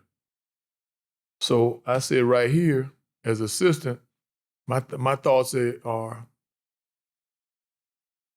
what can I do to assist him? What can I do to make him better? Same thing when you're doing with the kids. What can I do to add to what he's doing? Now, do I have to agree with everything? I don't think so. Matter of fact, I think that's better. Because then guess what? Because now you're doing the Socratic method on him too. You see what I'm saying? And you asking questions, but then I'm learning because he's teaching me some things. So it's just a give and take, man, yin and yang, but it's a long way. They might be 6 inches apart, but it's a long, long way over there. And so I just try to be whatever. I said, if I'm going to be an assistant, I'm going to be whatever he's not that day. And if he ain't real patient that day, then I'm being the patient one. You know, if he's being real kind and nice that day, I ain't being mean, I'm just being quiet. You know what I'm saying? If he's, doing them and I think, just my personal opinion, he's a little hard on him, I just kind of walk by like the wind and say, "I ain't being a little hard, aren't you?" And I just keep walking. Now, he can keep being hard or he can go soft, whatever he wants to do. My job is to give him stuff to bounce off of and put ideas out there. And I think that's how I can help him be the best he can be. Because he's a very intelligent man, good coach, knows the game, all of those things. So I don't have to do any of that, but I do have to keep him on his toes, give ideas, but I don't have to agree. The last thing a wise person wants is a yes man. That's it. People can take that example wherever they choose to with what I just said. Yes. But if you just have a bunch of yes men around you, you can be steering in the worst direction possible, and no one's going to be man enough to tell you, we're going the wrong way. Yeah. I never forget one time something was happening, it was a timeout, and coaches just own them and whatever. And I was next to him, and I didn't say, I just grabbed his arm and squeezed it, and then I let go. And I didn't say nothing. And then he was like, all right, let's, we're doing this and we go back out. And I said, hey, my man, and he said, I felt you. I know. I said, okay, then. I said, we on a point where I ain't got to say a lot, but I just give a little signal. Come on, man, let's stay on task. You know what I mean? Because that job, you doing everything and you think about everything. So I'm going to try to take some of that off of you. You know what I mean? Definitely. Yeah. So I did a lot of notes and I've barely been using them, believe it or not. We've been having such a great conversation. But what I did do, I did research baseball. They're oftentimes called bench coaches. Yes. And that's not an insult. That's a general job. Yeah. So a lot of, I don't want to say casual fans, but people that don't know certain sports, they may take that the wrong way. Oh, he's a bench coach. I did some math and it was hard to get exact numbers, but approximately 60+% of the Major League Baseball managers were bench coaches first. Yeah, I believe that. So you oftentimes have more experience on the bench than you do in that one managerial seat. Yeah. And part of that's because you could have more than one assistant, more than one bench coach. But there's a lot of wisdom on the bench if you're doing it right. If you're doing it right. Right? Yeah. I mean, you could have graduate assistants and stuff like that, which is great. I'm not putting that down. If I could have 3 Coach Tommy Jones, I'm going to have 90 years of experience. Yes. That's going to be, what's the word I want to use? Priceless. Yeah. That amount of knowledge. I always tell him we'll say something, and he was like, well, what do you think? I said, I don't know. I'm just the old man on the end of the bench. I said, but this is what I would do. And sometimes he's like, no, I don't like that. I'm like, that's cool. You have over 30 years of experience coaching. How has your perspective evolved?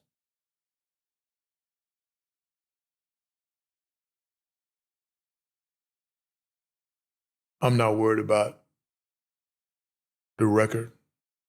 I'm not worried about wins and losses. I'm not worried about the score. Oftentimes, many times, we'll leave the game and somebody said, what was the score? I'm like, I don't know. I just know if we won or lost. Because I'm not. So my perspective has changed in that I'm more about the people. I'm more about teaching them and guiding them. And I think if I teach them and guide them right, we're probably going to get that result we want anyway. So I don't have to worry about that. So when that result comes, I'm not jumping up and down. Hey, I was expecting that because I did what I was supposed to do here. So that's where it's changed. Whereas before, when you were a young coach, you want everybody to think you're a good coach. Numbers, stats. I couldn't tell you what my record is over all those years of doing JUCO. The most proud I am is about 40 kids at school. I'm most proud of that. And I think you're being modest. I'm sure it's higher than that. Probably, but I don't know, man. Of course. You stop keeping. We had something, the men's coach was doing something, and they had a lot of guys in the area here, and I saw a lot of older guys I hadn't seen in a while. And they're like, Jones, what's going on? You here? You know, and I'm dapping everybody, hugging them and da-da-da. And one of them goes, man, you don't even remember my name. I go, I don't. I go, but I know you know me and I know you. You know, I said, I can't remember all y'all names. It's been too many years. It's been too long.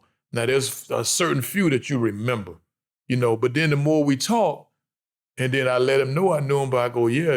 I said, we used to call you so-and-so. Or I go, I remember this one game. Then they go, you do remember? I go, yeah. I said, I'm bad with names, but I said, I remember you, you know? And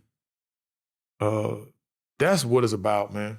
You know, my perspective has changed, the record and this and that. And I don't care if anybody think I'm a good coach. My players know who I am.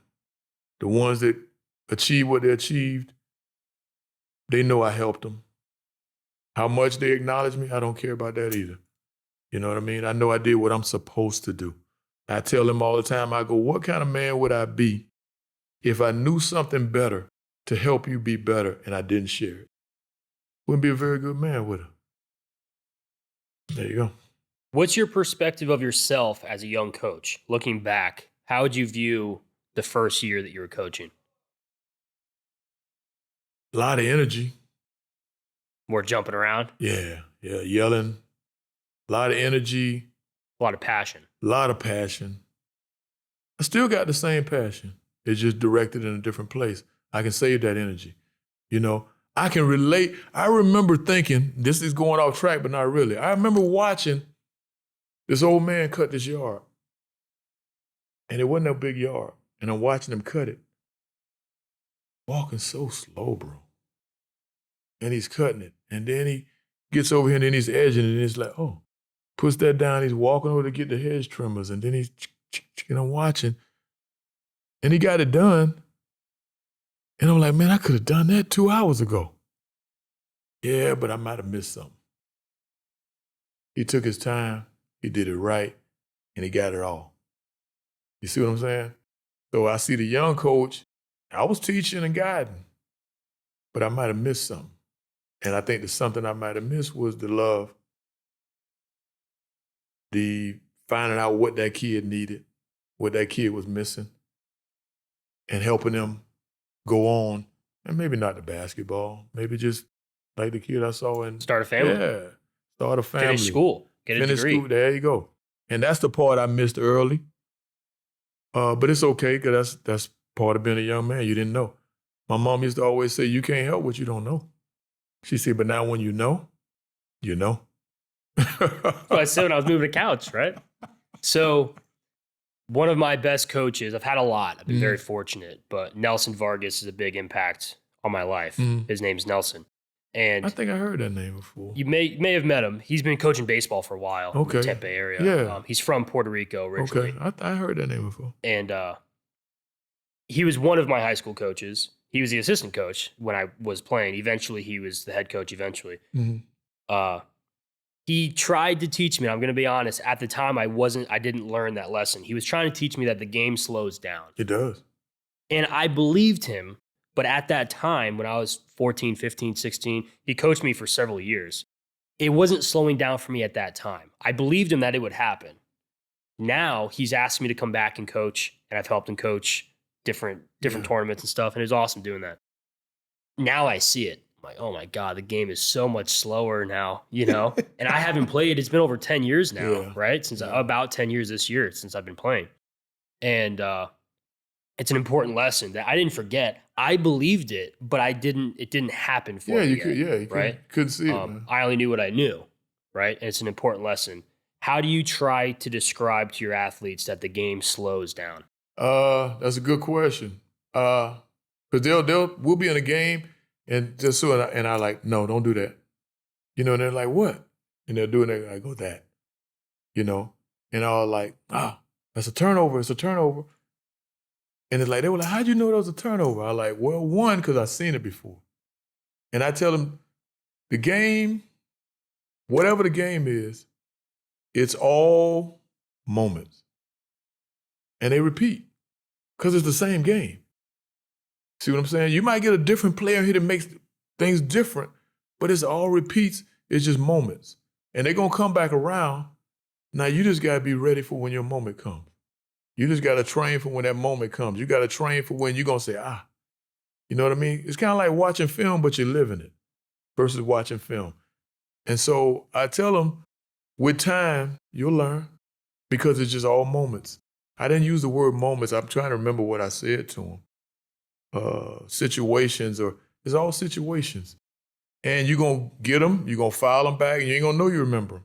But the longer you stay in this, the file is, all you got to do is open the cabinet. It's in there. And you're going to remember it. And it's going to take time. So if you just hold on a minute, you know, and they were like, oh, I can't believe I did this. I'm like, you don't know. And it's okay not to know. And I'm going to fill in this blank. Now it ain't okay not to know because you know. And it's not okay to make that same mistake. So I don't know, all other than to tell them it's just situations. Life is situations. Comes with time. Yeah, it comes with time. You know, I remember thinking this when I was a kid. Because I was a good athlete. And I said before, it sounds arrogant, but it's not. I wasn't great at anything, but I was good at everything. And I remember thinking, and people were like, oh, you're going to get wiser. And da-da. I was like, I don't want to hear nothing about that, man. I can do anything. I can almost jump on top of this building. You almost believe it because you can do almost anything. And I remember thinking, man, it's not fair. It's not fair that I'm going to get older and I'm going to lose all of this to just trade off for wisdom. What is that? And as I get older, I laugh because I'm thinking I was right. It's not fair. It's just the other way around. The wisdom so far outweighs the ability. And the wisdom ain't going nowhere. It's just going to grow. The ability is going to fade. So I was right. You know, I just was right the wrong way. It's not fair because the wisdom you gain is tremendous. And so now what you got to do is you got to try to impart that. Again, what kind of man would you be? And not just sports, just life, man. And you know something and you don't share it. You know something and you can't help them. Now they got to want it, and I'll freely give it. You know, and I tell them all the time, old man's here anytime y'all want to know. But if you don't want to know, it's tough watching you struggle. But guess what? You're going to struggle. I don't have all the answers, but I got the one you need. You know, I don't know everything, but I know more than you. So let me help you, you know? So I don't know if that answers your question, but those are my thought processes with the whole thing. Youth is wasted on the young. Absolutely. It's a famous quote. Yeah, I've heard it. And it's so true. It is. It's so true, man. You know, but again, you don't know what you don't know. You know, and you only know what you know. You know, but once you gain knowledge, you got to use it, man. You got to put it out there. And I can't jump and run and do all those, but oh, man, he can. You want me to show you how to do that a little bit better, a little cleaner? Yeah. Watch this. The power of experience, right?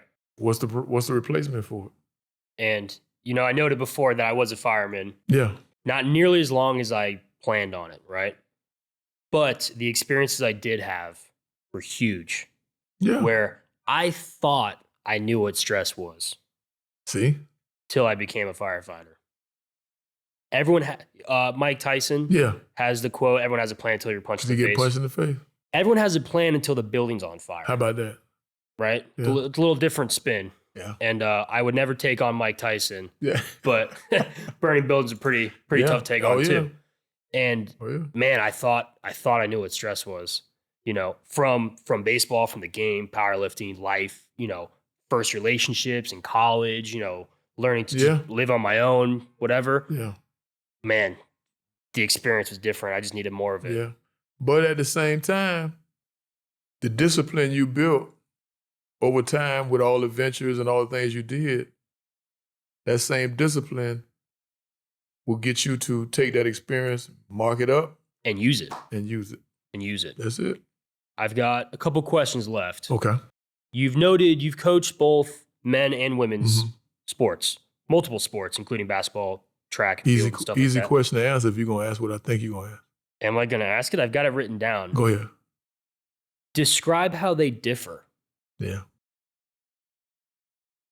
The guys, once again, just like I kind of just said, you got so many physical tools that you ain't opening up the biggest tool. You ain't using the biggest tool. And it takes a while to get them to open that up. The girls, they might not be able to jump as high or run as fast, so they're thinking a little bit better. You see what I'm saying? And they're more open to thinking, you know? So to me, they're easier to coach because you can reach them mentally. You know what I mean? And then they'll push them tools. The guys are pushing them tools and, I can't. And they're pushing the tools. And if they just open that little mental closet, then them tools stuff falls out at you. And so that's the difference. It's hard to get them to do it. You know, I never forget I had a kid in JUCO and he's like, Coach, I'm not coming back next year. I said, where you going, my man? He said, I'm going to the league. I said, summer league? The G League? Yeah. But that's part of the testosterone, you know. I always say that, you know, they always say about all these most dangerous drugs on the street. Testosterone is the most dangerous drug there is, man. Because it can make you hurt someone, hurt your family, make a bad decision. Overconfident, make you think you're Superman when you ain't. It can put you in a bad spot if you ain't got control of it. You know what I'm saying? I guess that's why women don't have a lot of testosterone, because it ain't good for you. Sometimes overload. It is, I ain't saying people take things the wrong way. It's good to be a man and of course. You know what I mean? But the ladies mature faster. Absolutely. That's just science. You know, absolutely. Have to debate about it, right? Absolutely. So they're going to have that maturity. And they're sooner. easier to coach. Yeah. They're easier to coach because they don't have that ego. I say this all the time. Give me the most arrogant, confident female you can stand. You know what she equates to? Just a confident guy. Just a confident guy. That's how much guys have the ego. And ego is healthy, but it can kill you if you ain't got control of it. How do you coach that? How do you coach ego? And it's a weird question. You feed it. Okay. When it needs to be fed, and you starve it when it's getting too much. Simple. Now, it ain't so simple that they got to buy in. But you feed it when they need to be fed. Even though they got a big one, they need to be fed. You feed it.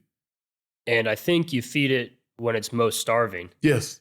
And you starve it when it's most fed. When it's most fed. There you go. Right. You got it. Got to balance it out. You got it. Benefit of being the assistant coach, right? Got to balance them out. Yeah. You're balancing everybody out. You balance everybody out. Yeah. That's it. Not just... That's it. I always say, listen, my man brought me here. Great place to work. Great university. Treat me good. I don't even know what I do.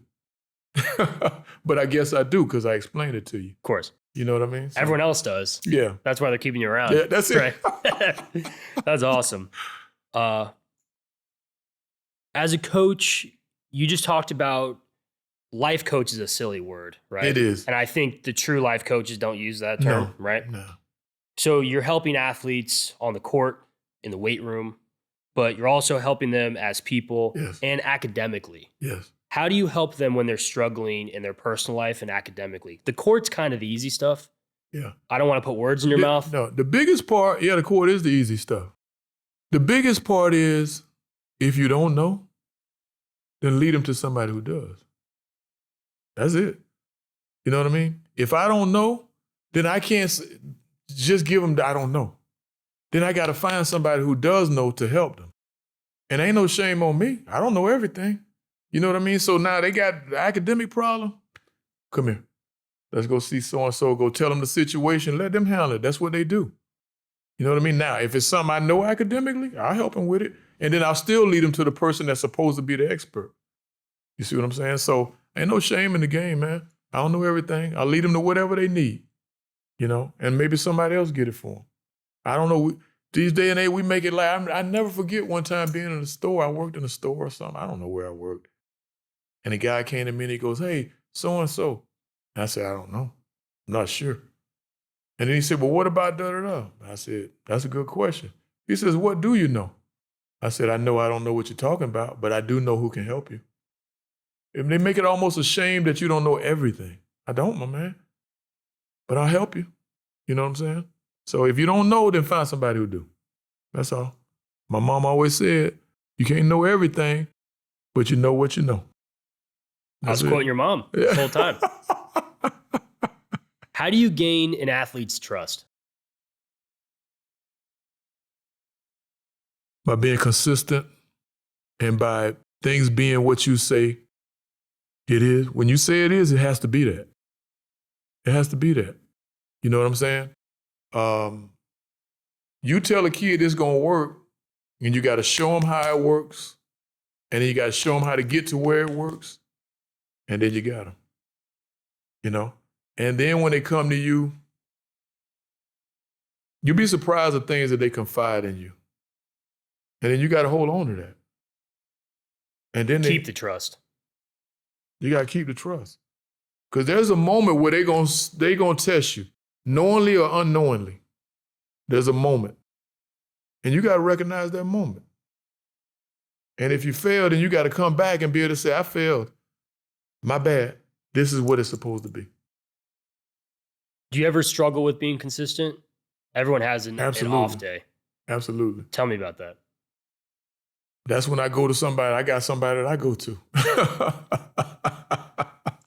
Nail on the head. Yeah, then you got to have somebody you go to. You know what I mean? Everyone needs a coach. Everybody. Everybody. Now, I'm pretty consistent. But I got my moments. We all do. Yeah. And then I got to go to somebody and say, listen, plus my wife. That's my first confidant. Of course. You know what I mean?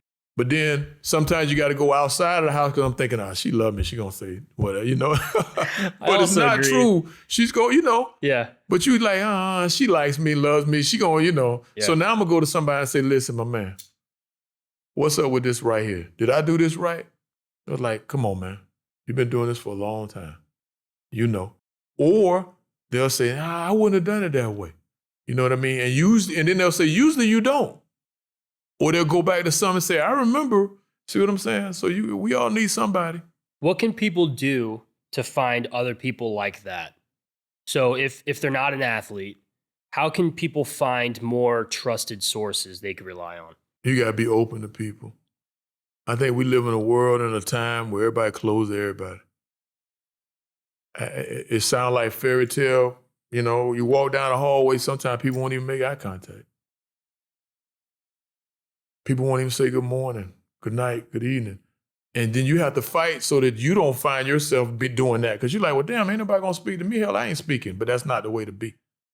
See what I'm saying? Turn the phone off. Yeah, exactly. And so you got to be open to people. I really believe we can feel like people, like kindred spirits, what they say. I believe that. But when you got all this stuff on, you got too much armor on and you don't need the armor right now. You know what I mean? It's kind of like we all have our pheromones and the way we smell, that attracts people, you know? I believe that. But not if you got all that damn cologne on. Because all they smell is the cologne. They can't smell who you are. You understand? I know it's crazy, but you understand what I'm saying?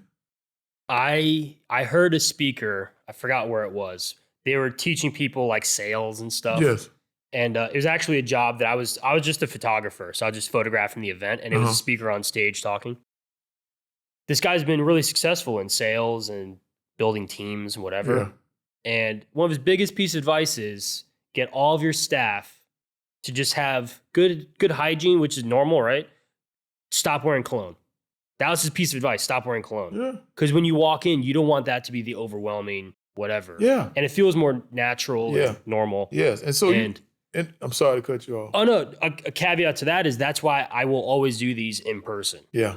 Granted, if a pandemic happens, you know, 2020, people have to pivot. Yeah. But otherwise, it's completely different that I can see your cadence. You see me nodding my head. Yes. You know? Yes. We have a much clearer conversation. Yeah. And so you can't reach nobody's spirit, man, if you ain't open to it. You know? Now, somebody say, yeah, but if I'm open, then I could be open to bad spirits too. All right, then you close the door. Then you close the door. Ooh, that wasn't a good one. It's okay.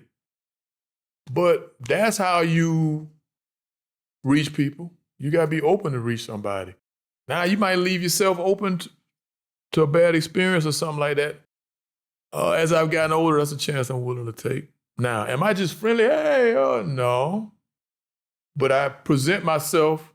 It's funny because sometimes they'll say, well, you're not no small person, and I'm little, and I didn't think you were approachable. And I was like, was that because how you just looked at me or did you talk to me?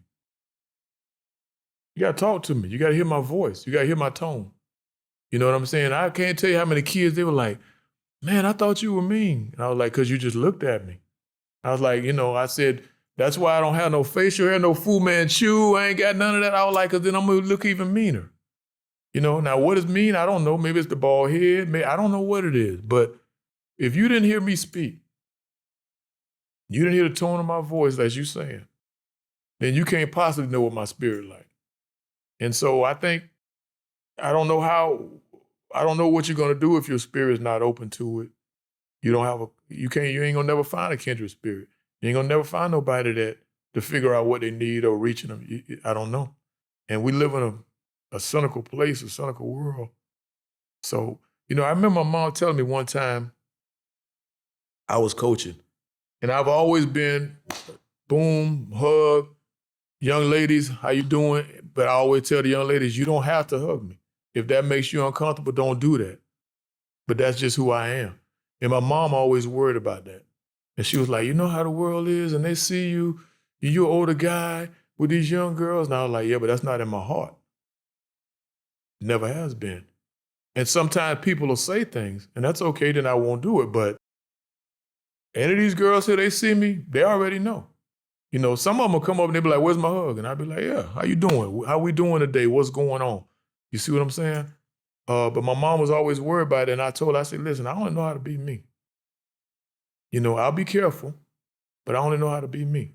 And I can't help what they see. It's also a sign of respect. Exactly. You don't hug people you don't like. No. And when you have to, it's that annoying side hug. Yeah, Thanks. exactly. All right, get away. It's different. Yeah.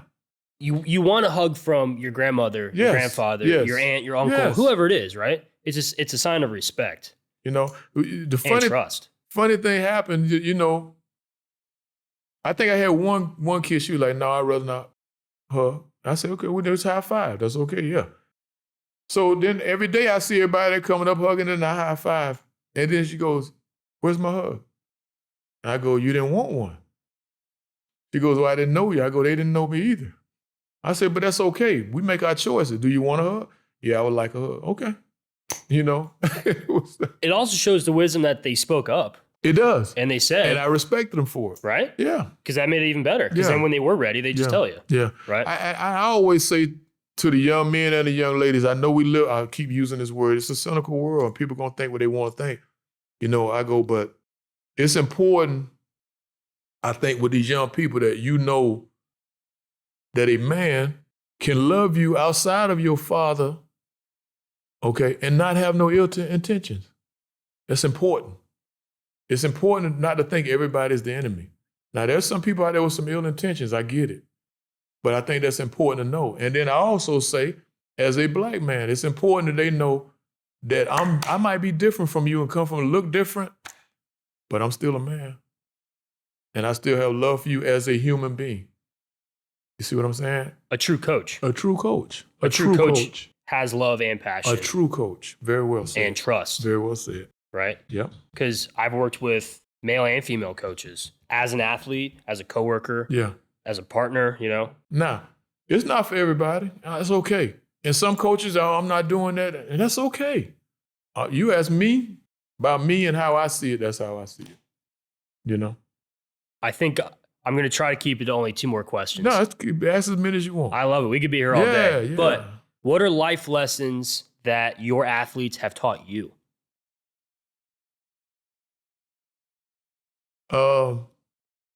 They've taught me that it's important to have a model. They taught me it's important to have somebody that you can trust.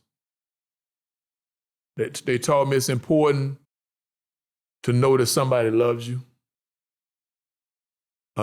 It's important to know that it's good when there's no conditional things tied to it. They taught me all these lessons, and that's why I dig deep into them, because they keep showing me that. Do you think you could have learned those lessons any other way? It would have took a while.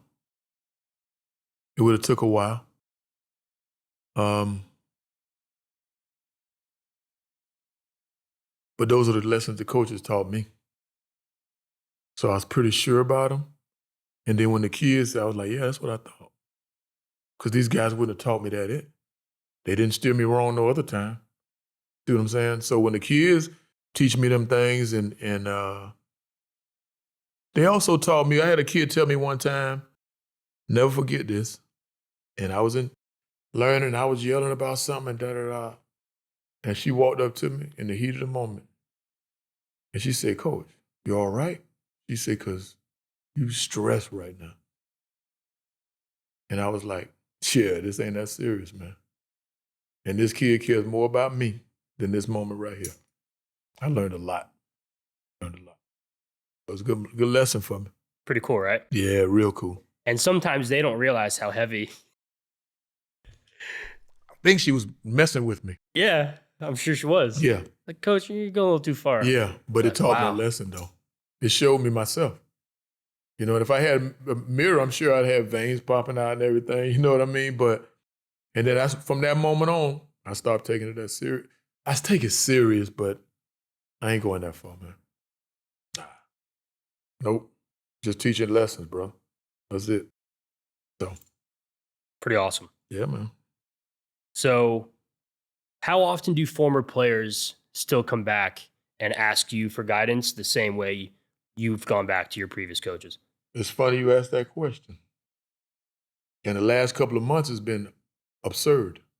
Well, after this conversation, it's going to be even more. Yeah, it's been absurd. How does it make you feel?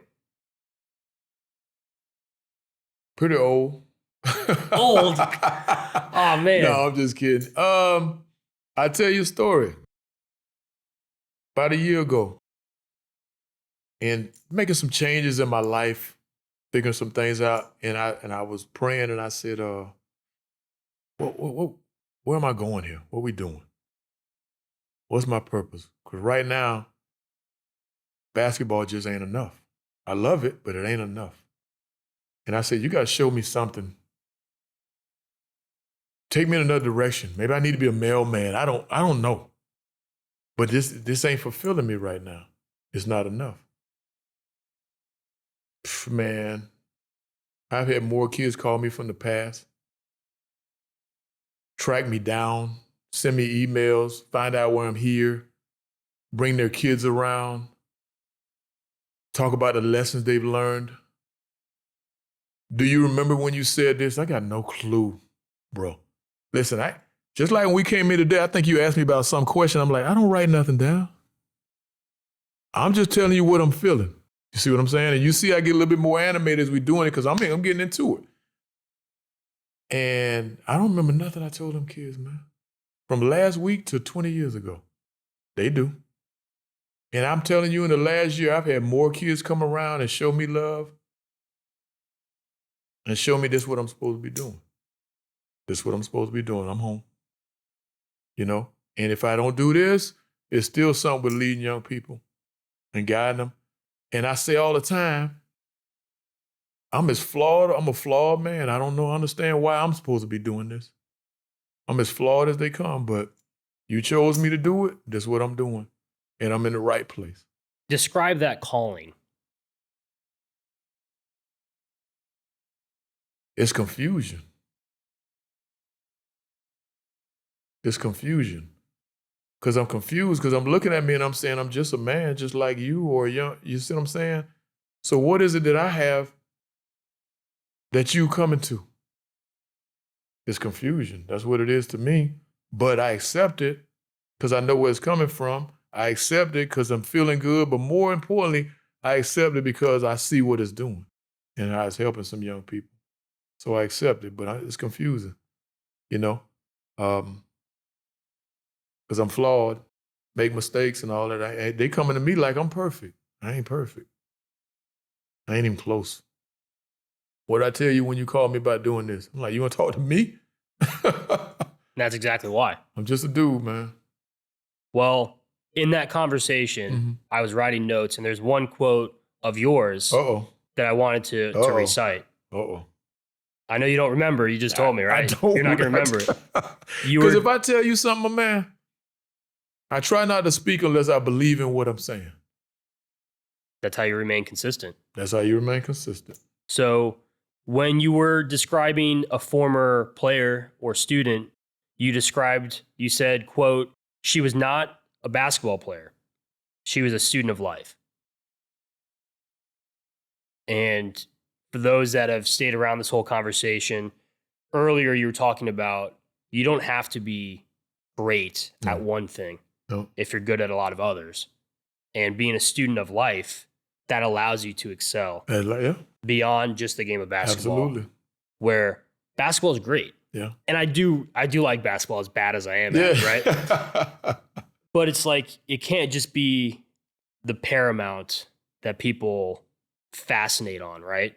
Where they can have a spouse, they can have a family, they can have fulfillment in a job or another sport, another passion, right? You can only do that as a student of life. That's it. That's it. And hopefully you find something to help them channel their way to finding whatever it is to get whatever they're looking for. I don't know what that is. Hell, I'm trying to figure out what I'm looking for. You know what I mean? Touche. Touche. So I have a gift. Did I tell you about that? Maybe not. No. I've got a gift for every guest. Okay. So I handwrite all my notes. Yes. And I use Field Notes to do that. Yeah. It's a company I really want to support. Yeah. I like the texture. I like the feel. They're made in the U.S. I feel good supporting them. Every guest gets their own Field Notes. Nice. So that's for you. Nice. You gonna try to start me writing, man? It'd be great. I tried a journal. I tried a journal. It lasted 2 days. Then I got caught up in something. I came back a little while later, and my wife was like, "That's okay. Just write in it when you write in it." Hey, there you go. Consistency, right? Consistency. And consistency starts when the first step is easy. That's it. So having the small one, it fits in your pocket, it's easy to just kind of jot something down. Even something small, just something you thought of or you want to remember. I like it. Right? Of course. I have a huge thank you, not only to you, Coach Jones, but also to Coach Tom Jesse and the rest of the staff at the University of Tampa for letting us film. Yeah, definitely. This is your film room. Yes. Right? Yeah. I'm sure you guys spent a lot of hours here. Oh, going through film and footage, right? A lot. Nice film room, man. It is really. It's awesome. Yeah. So I really want to appreciate and thank the University of Tampa. If you've made it this far, the biggest way you can help me is by subscribing and sharing these videos online. Share these with other alumni that have worked with you as well, and people that you think can benefit from these conversations. I interview all sorts of people. So it's not just coaches, not just athletes, people from all walks of life. Right. And ultimately, these are people that we could be learning from and lessons that are worth sharing. Yep. Right? Yep. If you enjoyed this interview, I'm going to be linking Coach Larry Beats, is one of my old coaches. I interviewed him on our old basketball our old basketball court where I went to high school. Oh, okay. And it was a really cool interview. It was very impactful for me, and it's one of the coaches I'm glad I got to thank. Yeah. And nice. Please check out that interview after this one. The final question is my dad's greatest advice to me. He would tell me, never waste a mistake. And I describe each time it's important because he wasn't telling me not to waste my own mistakes. It was anyone's mistake. So I'm learning from you. I'm learning from Coach Larry Beats and the athletes that we've been talking about this conversation. The final question is, what is one mistake you have not wasted? Not too long ago, I had a kid here, and she just needed a lot of attention, teaching, guiding. Told the kid that came, and she was a little down on herself. And I made a mistake of giving up. I gave up on her one day. And I was like, I can't do it. It's taking too much. She's too needy, da-da-da-da-da. Went home, went to bed, got up the next morning. I was like, that's not you. That's not what you do. If they give up, that's different. You can't give up. You know, you were put in this position for a reason. She came to you for a reason. That you ain't have nothing to do with that. Went back to her. I apologized, and I said, I gave up on you. I said, you're driving me nuts. I said, but I'm not going to give up. I said, I see too much in you, da-da-da-da-da-da. And she's playing pro ball now. Awesome. Yeah. So I was happy for her, but I learned from that. You know what I mean? I'm put in that position, and I don't mean the job. I mean the position we met for a reason. She was put in my life for a reason. I was put in her life for a reason. You know, I've had other situations like that. But that was the one time that I gave up. Other times I didn't because I understood, but this time it was tough. And I gave up, and then I luckily went to bed, and I thought about it, and I was like, that's not me. That's not what I do, and that's not the right thing to do. It just got hard. Now you're going to run. So, but she's playing pro ball right now. She's happy, doing good things. She texts me every day or every other day, you know, things are good. I appreciate you, you know. And I was like, same here. It's great. The wise thing to do was to learn from that. Learn from it, man, and don't let it happen again. You didn't create a new habit or more consistency of that. You learned from it. Learn from it and said, and you know what? The biggest part is I didn't beat myself up over it. You know? It happens. Yeah, and I've learned about that because I used to beat myself up over mistakes too. I don't do anything about it. That does anybody any good. Get over it, move on. What we got, what's next? And learn from it. And learn from it. That's it. So, Coach Jones, you're the best. My man, appreciate you. Thank you so much. Thank you for having me. Of course. Thank you. Just the old man on the end of the bench.